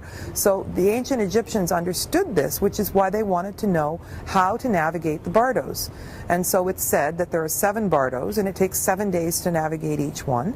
And so it would take 49 days for the soul to kind of figure out what's going on, to pay the respects. And there was a judgment day, which is replicated in Catholicism, but it wasn't judgment of you, that I'm going to judge how you are and what you did. It was the judgment of the self and the fair witnesses. So when you see the shape of the knees up and all of them either holding the feather of Ma'at in a row, they were fair witnesses. They would sit and observe while you judged yourself. how do you think you did in the evolution of your own soul? That was what was important. And so when you go into the Valley of the Kings, which you're not allowed to speak in, then they put you into silence when you have to, when it could be that you could be instructive and explaining what was going on there. Then no guides, no one's allowed to talk in there. And so it's like again, it's just to cross-reference so that we don't understand what they knew. You should also talk a little bit about the fact that you yourself are not supposed to be our guide, technically. That that we have to have an Egyptian guide who is basically the one who's supposed to be speaking.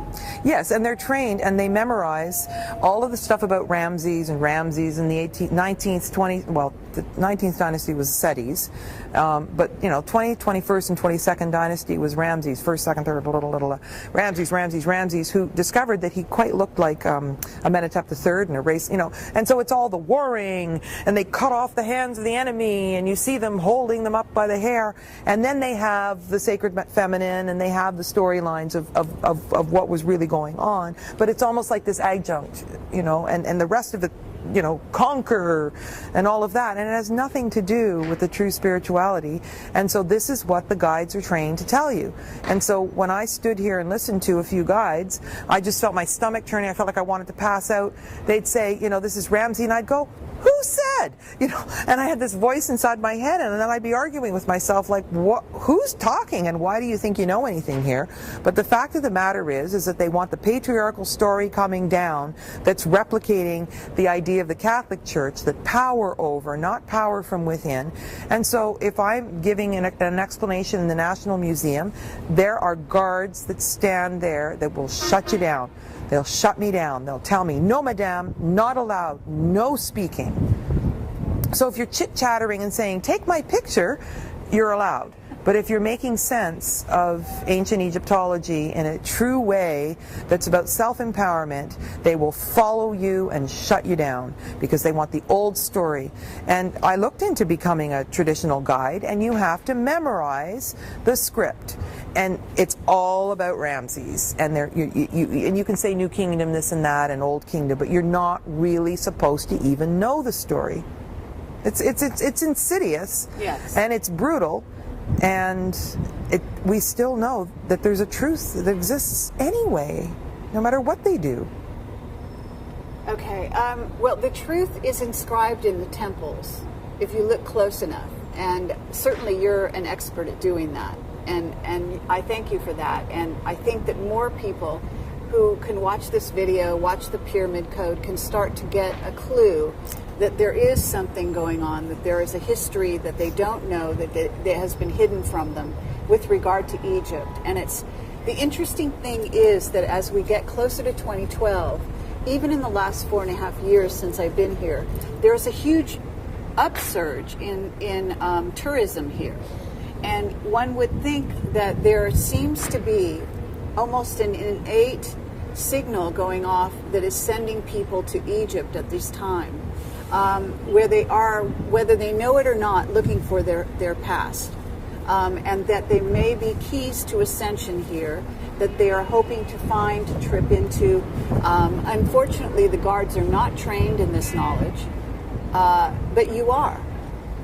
Well, you're one of the few. But the irony here is that people who have the hunch and all their lives they wanted to go to Egypt, and then they get here, stand there and go, oh, I thought it was and they get shoved the old story, and they get cross-wired. Right. And to me, this is similar to what they do on TV. And I've given the example before because I think it's so clear. The movie Stargate starts out, the first half hour is so engaging, and it appeals to the unconscious part in us that wants to believe, that already knows that this is true. And then they start with the blood and the gore and the fighting and the blood from death instead of blood from life. Menstrual blood, matriarchal, is blood from life, which is different than blood from death. And so you see the priests, and they've got the, they've got the Virgin Mother red, white, and black colors, and then they use a sacrificial lamb instead of the highest form of DNA, which is matriarchal. So they cross-wire us with the truth of the first 30 minutes, and I call it the scriptwriter's fantasy.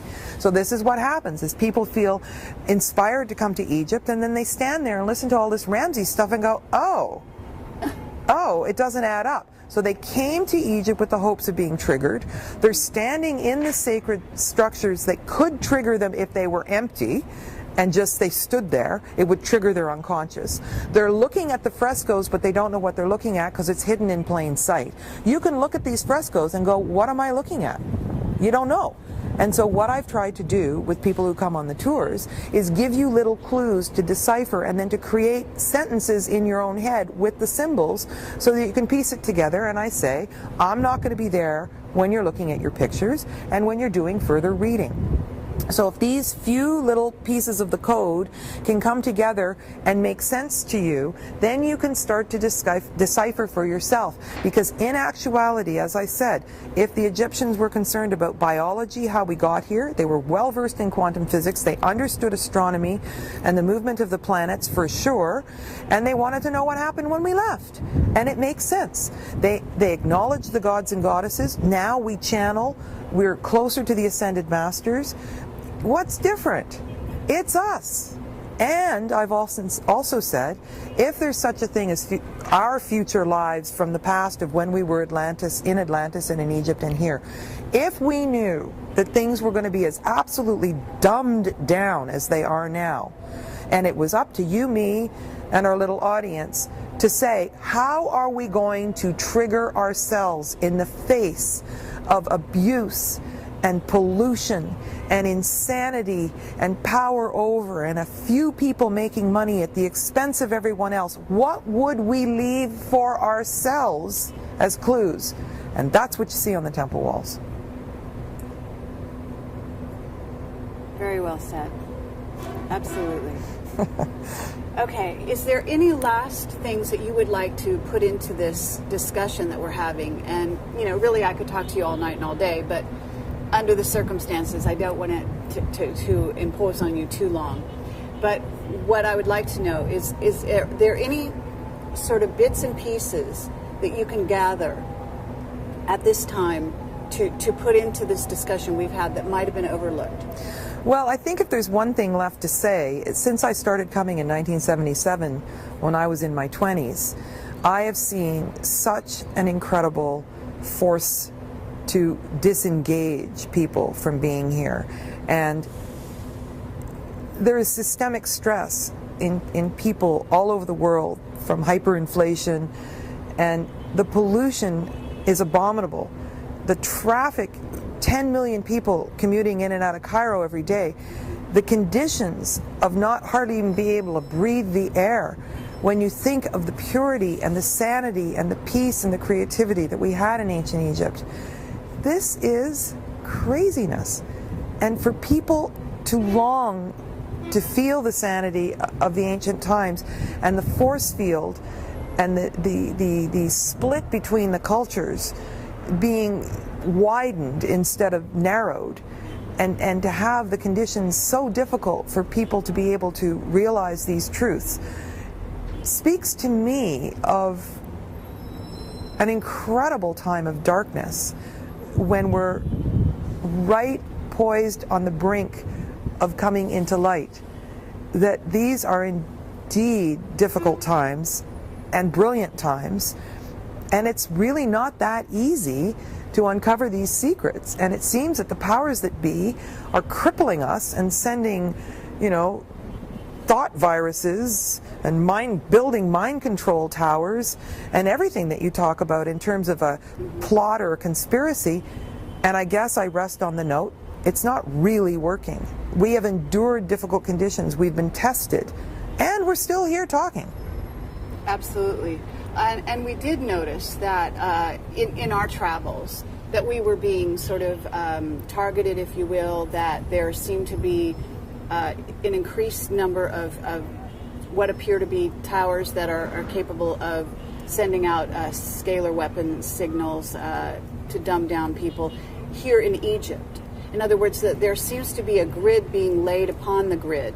Yes. To redirect the energies in certain ways that we have no idea what they're doing, but there seems to be some concerted effort to change the directions of the ley lines even. Well, and not only that, how many policemen got on the buses with us with their AK-47s, and how many guards and watchmen have to be there, you know, with their uniforms while we do a ritual that we then have to pay for, because it used to be that Abu Ghraib, we'd go through, and you'll see it in the pyramid code, there's no booth, there's no gate, you go through this mango grove, and then they turn it into charging us thousands of dollars to go do the same thing, and we have to bring a whole busload full of policemen with us to protect us when there was nobody there in the first place. And so that these are indeed difficult times and brilliant times, and it's really not that easy to uncover these secrets. And it seems that the powers that be are crippling us and sending, you know, thought viruses and building mind control towers and everything that you talk about in terms of a plot or a conspiracy. And I guess I rest on the note, it's not really working. We have endured difficult conditions, we've been tested, and we're still here talking. Absolutely. And we did notice that in our travels that we were being sort of targeted, if you will, that there seemed to be an increased number of what appear to be towers that are capable of sending out scalar weapon signals to dumb down people here in Egypt. In other words, that there seems to be a grid being laid upon the grid.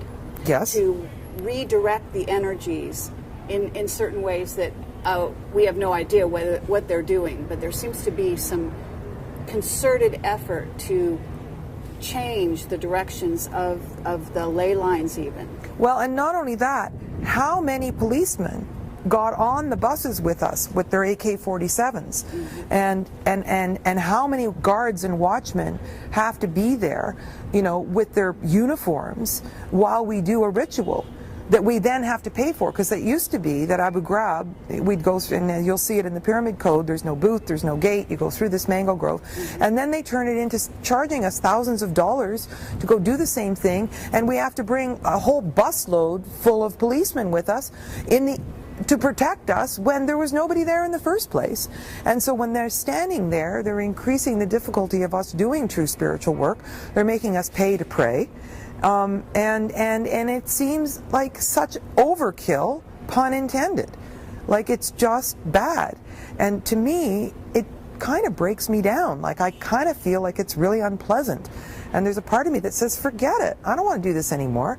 But the thing is so many people want the truth and want to come to Egypt with me, and I've managed over 14 years of leading tours to pretty much protect people and have them see really wonderful places, and I feel like, you know, I'm getting tripped, you know, and getting my, you know, tripped and tied, making it impossible, you know, and the level of spiritual people who managed to come did feel perhaps a little tired by the difficulties we had, but they are very resilient and they bounce through, they see straight through to the truth, and we survived, thankfully.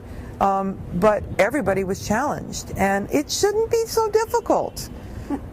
Absolutely. One last question in regard to the incredible amount of garbage on the streets of Cairo and in the riverbeds and the canals and so on. And I've actually taken pictures. And I'm wondering, because, you know, there's no reason why, with the riches that are thrown into the coffers from the United States and elsewhere, that garbage couldn't be collected here. And yet the people have to live in this kind of filth.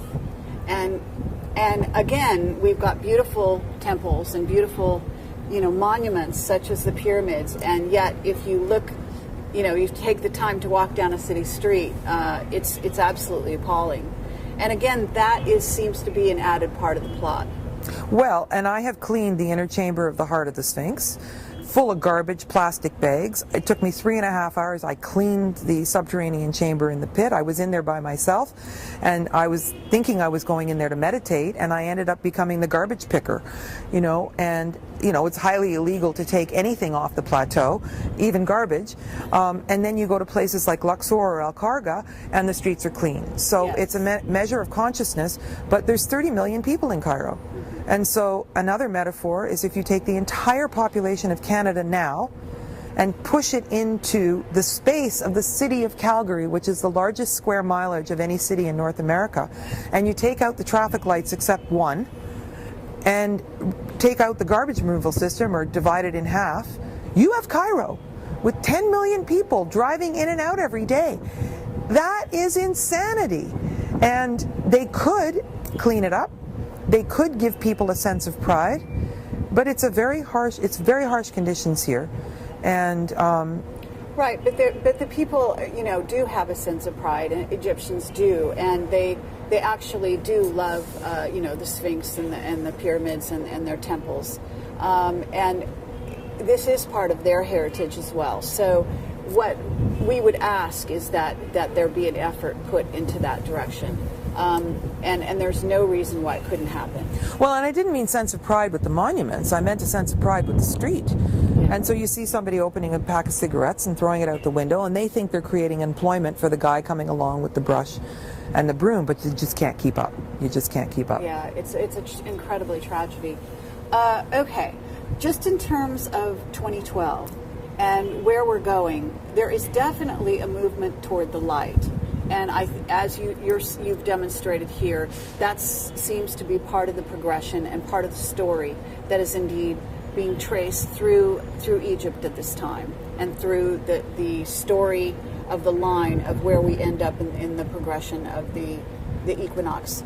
Can you talk at all about 2012 and beyond, and where you think that Egypt might go from there? Well, that's a difficult question in terms of modern Egypt. Ancient Egypt is one story. Modern Egypt could continue to get more populated, more dense with pollution. And in terms of the precession of the equinoxes, actually, if it is spring equinox, it won't be till March 2013, till spring equinox, where the new cycle is actually in place. And so I'm not sure how to answer that in terms of Egypt will likely continue to become more populous in terms of visitors. And hopefully we will be learning lessons from the frescoes, and more people will realize what ancient Egypt's really about. Now, again, a movement is afoot where the secrets are out and people have access to this sort of thing. The Pyramid Code is 5 whole hours with this described in detail, and hopefully it'll catch on and people will understand sitting in their homes or sitting here. Okay, and I certainly do agree with you and hope that that's the case, and certainly this will work in that direction. So I guess we will call it a day at the moment. It's night here on the plateau, and it's been a pleasure, Carmen Boulter. Thank you so much. Thanks, Carrie.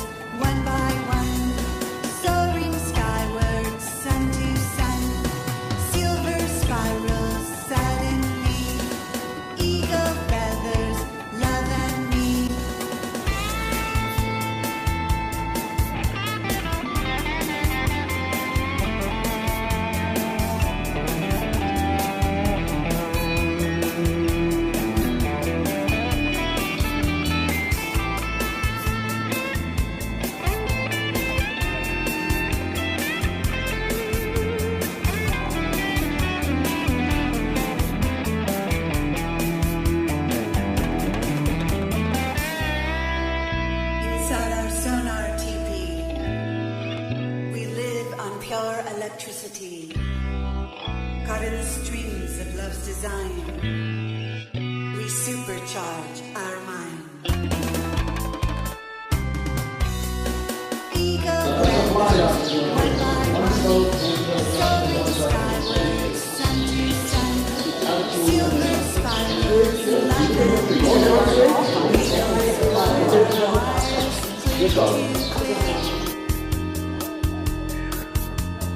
deep breathing and inner ocean, dance of breath into devotion, casting nets for fishing, pearls in deep. Yeah.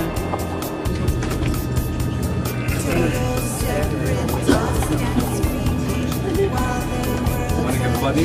Martin Shari. one by one, soaring Name? skyward, Your sun photo? to Your cell number? silver spirals suddenly, eagle feathers, love and me. Inside our sonar teepee, we live on pure electricity, caught in the strings of love's design. So because we're to the south, the Great Pyramid's actually the farthest. So you'll see that the Great Pyramid and the Third Pyramid look the same size, with the Second Pyramid looking really dominant. Yeah? But from Mena House in various places, so you always look at the capstone is still on the Second Pyramid on all four sides. And so you look at the relationship, and the Great Pyramid's always flat on the top, and that tripod up there was from the Second World War, where they put three flags up there. And it did used to have a capstone in the very, very ancient times, like I say 50,000 years ago. But then the power of that was getting such that it had to go into repairs. And then it was inaccessible from the repairs. So at Millennium Shift, they were going to put up, and they said they were going to, and on December 30th, they said, whoops, security, we changed our mind, which is their excuse for everything. But anyway, the point of the matter is that the way the pyramids are shaped, any picture of the pyramid, depending on the relationship to each other and the size, can give you an exact location of where the picture was taken. And so I like to play that game. Whenever you see pictures of the pyramid, okay, you had to be the north, you had to be the south, you have to be far away. So coming down at the road to Alexandria, from 25 miles away, the light reflects off the pyramids, and you can see it that far away because of the way the sun is shining on it. So in some way, the pyramids are a real navigation device. They are a thing for the solar system, but they're also something for the galaxy, because these three pyramids make the belt of Orion. Okay, so the celestial Nile is where the river used to flow. And if you look in Starry Night Pro, Sirius is always behind Orion. Orion's pointing his sword at the Pleiades. So if you look at Abu Sir, there's 7 pyramids there, and the whole thing runs in a line with the Milky Way. Now if you take any other planetary system and run it 50,000 years forward and 50,000 years back, the planets just split up. But if you take this configuration with the Nile, 50,000 years forward, it never splits up. So in Thomas Brophy's book, he says that in 8,000 something something, he picks a date, and he said that these planets aligned. And then he took 2 dates, but there was no cultural context for why those dates were true. So I thought, okay, they align, that's good. But I started running it, and I realized they always align. So he kind of threw a dart at the map and said they align, without realizing that that's the X marks the spot, which is why the ancients put this here as markers. So even before the pyramids were built, it's my conviction that the ground plan is unified, and they already knew that. So there could have been other buildings. So when we drive around the second pyramid, you'll see that there's a rectangular shape to the platform, and the base of the pyramid's square. So it stands to reason that there would have been another building there. And we know for certain that the pyramids were built in stages, and they were renovated. So when they say that the pyramids were built in 2450 BC, that's the last renovation, okay? And there is evidence of building. But you'll see that they started putting granite around, and they did all kinds of things. But if you think over a 50,000 year period of time, of course there's going to be different things, different functions, different uses, different looks and feels. And that's what we need to look at, how old something is, what the construction of the stone is. And so as we move through the temples, we're going to see different styles of hieroglyphic, different styles of construction, and that's what I want you to think about. The first thing, old, which is the lowest, medium, or young. And then to start to piece it together in terms of the time frame. Okay, so that's just a little grounding for what we're going to do. What did they do to the walls? Pardon? They cleaned off the walls. Well, when they destroyed Amarna, they took everything. So they ruined the walls. They took all the artifacts. They destroyed. Why did they do that? Well, they were very angry at Akhenaten and Nefertiti for wanting to subscribe to the empowerment of the human. They wanted to have the Amun priesthood was very angry because they wanted to have all the power and they wanted people to pay for their salvation. North Palace is all the way over there. Yazri said 6 kilometers, but I thought it was more like 3, which is similar to between Karnak and Luxor, right? But you can see how the walls contain the entirety of the city, and it would have had many buildings. And between 10 and 25,000 people would have lived here at one time. And this was the first structure they put here before they started moving people.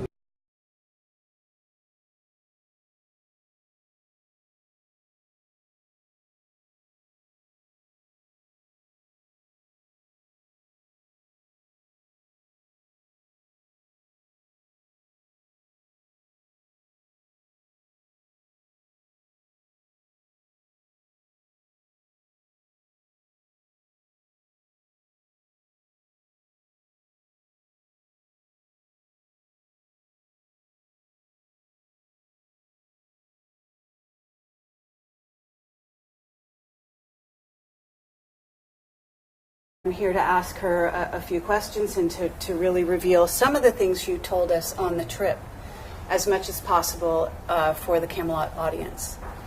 So Carmen has recently made a video called The Pyramid Code. You were filmed as well as I imagine you produced and directed it. Yes. Is that correct? Yep. It's 5 TV episodes, 5 hours. And it's been shown in 24 countries, and now it's out on DVD. Okay, wonderful. And we encourage anyone watching this to go out and get the Pyramid Code from her website. It will be linked from this page as well. So, Carmen, what I'd like to ask you, first of all, is why you called it the Pyramid Code. Well, I think that there's so much information about the pyramids, and a lot of it is encoded, and there's secrets that still haven't been uncovered, and a lot of misinformation about the pyramids. And so I think that there's a way of looking at it so that we can reveal some of the lost secrets. Okay, but in terms of code, is that just a generalization for the secrets, or is there a specific code that you've uncovered? Well, I think that the Band of Peace, which is the expanse of 6 pyramid sites from Abu Rosh to the north of here, all the way to Dashur, 15 miles to the south, are an encodement of a sky-ground correlation that's much more extensive than Robert Bauval indicates when he says that the 3 pyramids of Giza are associated with the belt of Orion. That seems to be true, and there seems to be a lot more to it than that. But also, in terms of the Hall of Records, a lot of people think that you're going to find an English book underneath the left paw of the Sphinx, and that it's going to reveal the secrets. But I think that the encoding has to do with an understanding of the ancient knowledge of initiations and the high-level initiates and the knowledge that they had. And so that's also a code. Okay. Yeah, absolutely. It could even be encoded in a sort of hologram, isn't that right? Yes, a hologram, but also hidden in plain sight. So there's many frescoes that are indicating things, and some people think it's stylized. And when you see 2 left hands, and that the Egyptians didn't really know, how to do the hands properly, without realizing that that in itself is also a symbol that has a source to it that's very deep for the Egyptians. So there's a few symbols that have been overlooked, and that haven't been deciphered, that really are keys to a whole world of ancient Egypt. So can you talk about some of that? And I'm also curious, just to backtrack a tiny bit, which is where you're talking about the piece, a piece configuration. Why do you say piece in terms of the placement of the 6 sites? Band of Peace. at Abu Ghraib. Hakim is an indigenous wisdom keeper, and he is featured in the Pyramid Code, and he left us 2 years ago, August. And he talks about how it was peace and food, that the peace along the plateau and the pyramid sites, the 6 sites, actually the peacefulness of the way the high-level initiates existed here and the work they did was actually food for the people. Peace was food. So the Band of Peace is indicating that, that it wasn't what we have now, patriarchal ways of being and thinking that are warring and one person fighting against the other and competitive and that sort of thing. The ancient Egyptians in pre-dynastic Egypt actually were matriarchal. And so there's a lot more to it than traditional Egyptology has been telling us. Right, and that's something that you bring to the table, which is really wonderful. And what I'd like to talk about is a little bit of the beginnings, how you became involved in Egyptology and your background. Maybe since you were a child, you seem to have had some kind of past life recall that brought you to this place. I started studying Egypt when I was a little girl, and I think my curiosity came from something that resembled a past life recall. And so when I was 6 years old, I was standing outside looking back at my family at a garden party, and suddenly it appeared a headdress and a necklace on my cousin. And I remember startling and looking and thinking, what was that? And then I turned again and saw a glow off my hand connected to the tree that I was standing near, and then I gazed back with a soft focus, and there was the same thing again. And I thought, what was that? And I heard this voice, don't tell anybody. But I was very curious, and so I started reading everything I could get my hands on, and then I realized that it was an ancient Egyptian headdress, and the necklace had to do with an outfit that a princess would have worn. And so after that, I was very curious indeed, and when I was 12, I found a book on my father's bookshelf that had a picture of the inside of the Great Pyramid, which gave me quite a startle, and lots of energy flowing through. And then I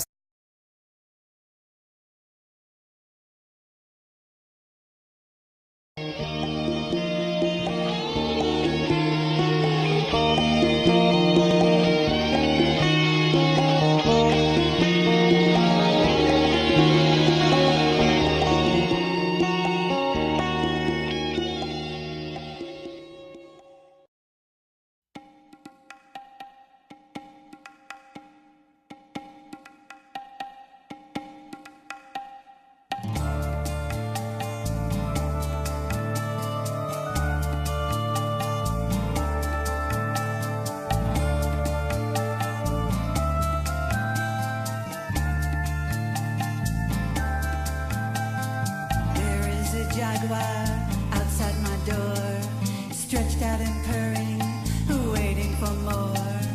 Strange shade of stone, deep cat-eye green, no way to escape, no one hears my scream. He's come here so often, just when I'm alone, I can't help the longing I'll feel when he moans. He's a jag, he's a jag, he's a jaguar. He's a jag, he's a jag, he's a jaguar. He's a jag, he's a jag, he's a jaguar. He's a jag, he's a jag, he's a jaguar.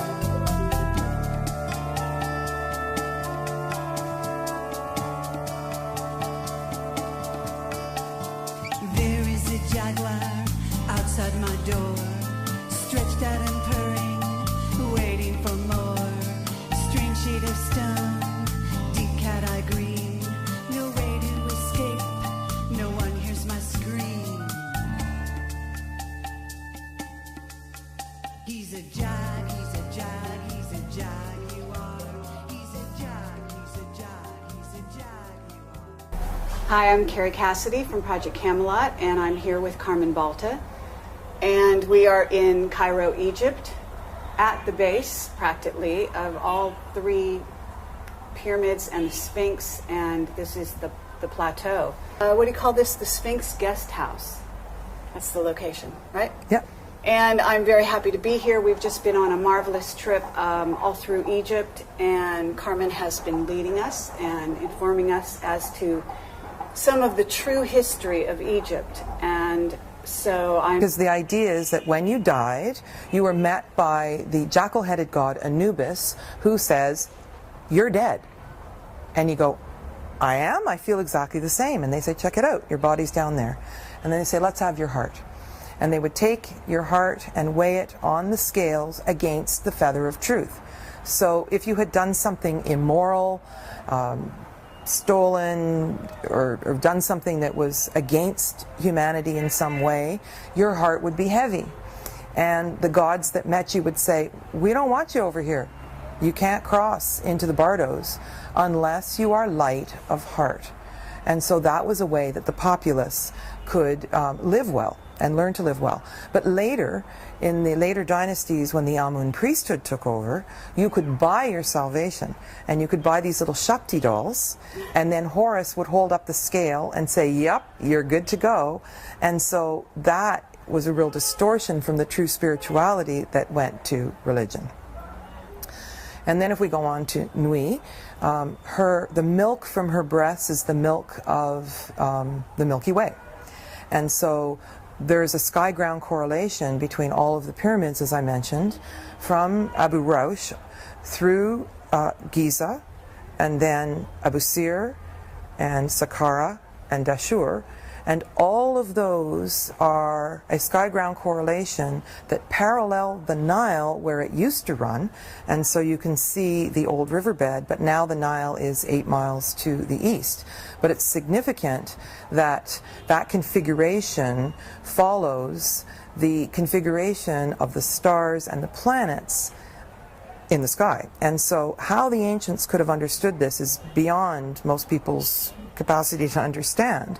So if you think that Sirius would have been Abu Rosh, and you can go into Starry Night Pro and put in the planets Sirius, Orion, and the Pleiades, and what you'll see is that the belt of Orion, the sword of Orion is pointing to the Pleiades, and Sirius is behind, always. And you'll see on the ceiling of the Temple of Dendera that Isis always has her hand around the belt of Orion. She stands behind him on the solar boat, and Orion's sword points to the Pleiades. Now, what's significant here, they say Sirius is the dog star in the Dogon tradition, and a dog generally on the leash follows behind. Yeah, and the sword pointing to the Pleiades. But the most significant saw a picture of the foot of the Sphinx, which is right out the window. And my first thought was, how close can you get to it? And then I startled again and thought, well, why do I care? Like, why is that interesting? So I was still very young, and I went to my mother and I said, "Where's Egypt?" And she said, "I don't know. look it up in the atlas." So I looked it up and I went, "Oh, it's on the African continent." And, how do you get there? She says, "I don't know, phone the airlines." And so at the age of 12, I found out that tickets were $1,400 at that age, and even in that day and age, and I was making 25 cents an hour babysitting, and I pledged that I would come to Egypt. So I came for the first time in 1977, and there's been a lot of changes since then. And I read everything I could get my hands on, and yet there was something that went on when I read that turned my stomach, that made me think that there was something wrong with the story. And so I came back in 94, and so there was a big gap in between from 77 to 94, and during that time I did an awful lot of research. But since then, I've come back 24 times. incredible, 24 times. And you've been interviewed on Coast to Coast, and you, I assume you've written some books? Yes. That I haven't read, I'm sorry, because I actually just learned about you when I interviewed you sort of off the cuff for Pig Radio is what it's called. Yeah. I was invited to be a co-host just for your interview, which was, you know, very unusual, sort of a serendipity, because it's what got me on this trip. Yeah, with Jeremiah Duncan. Yes. Yeah. My book is called Angels and Archetypes, an Evolutionary Map of Feminine Consciousness. And in that book there's 22 goddesses, and their higher selves are angels. And it's a map that mirrors astrology, numerology, and tarot. And it's the lost secrets of the sacred feminine. And 4 of the goddesses are Egyptian goddesses, and 7 of them are Greek goddesses, and the rest of them are from around the world. Fascinating. What are the 4? The goddesses are Hathor, the goddess of love and beauty, Isis, Nui, some people call her Nut, but I don't think that's fair, and so she's the cosmic goddess, and Ma'at, who carries the feather of truth. And there's a story behind each one of them, for sure, deep stories behind each one of them. Okay, and it would be worthwhile for you to say something about each one if you are interested in doing so. Sure. Ma'at, she has the feather of truth in her headdress, and it was a very instructive story to the general populace because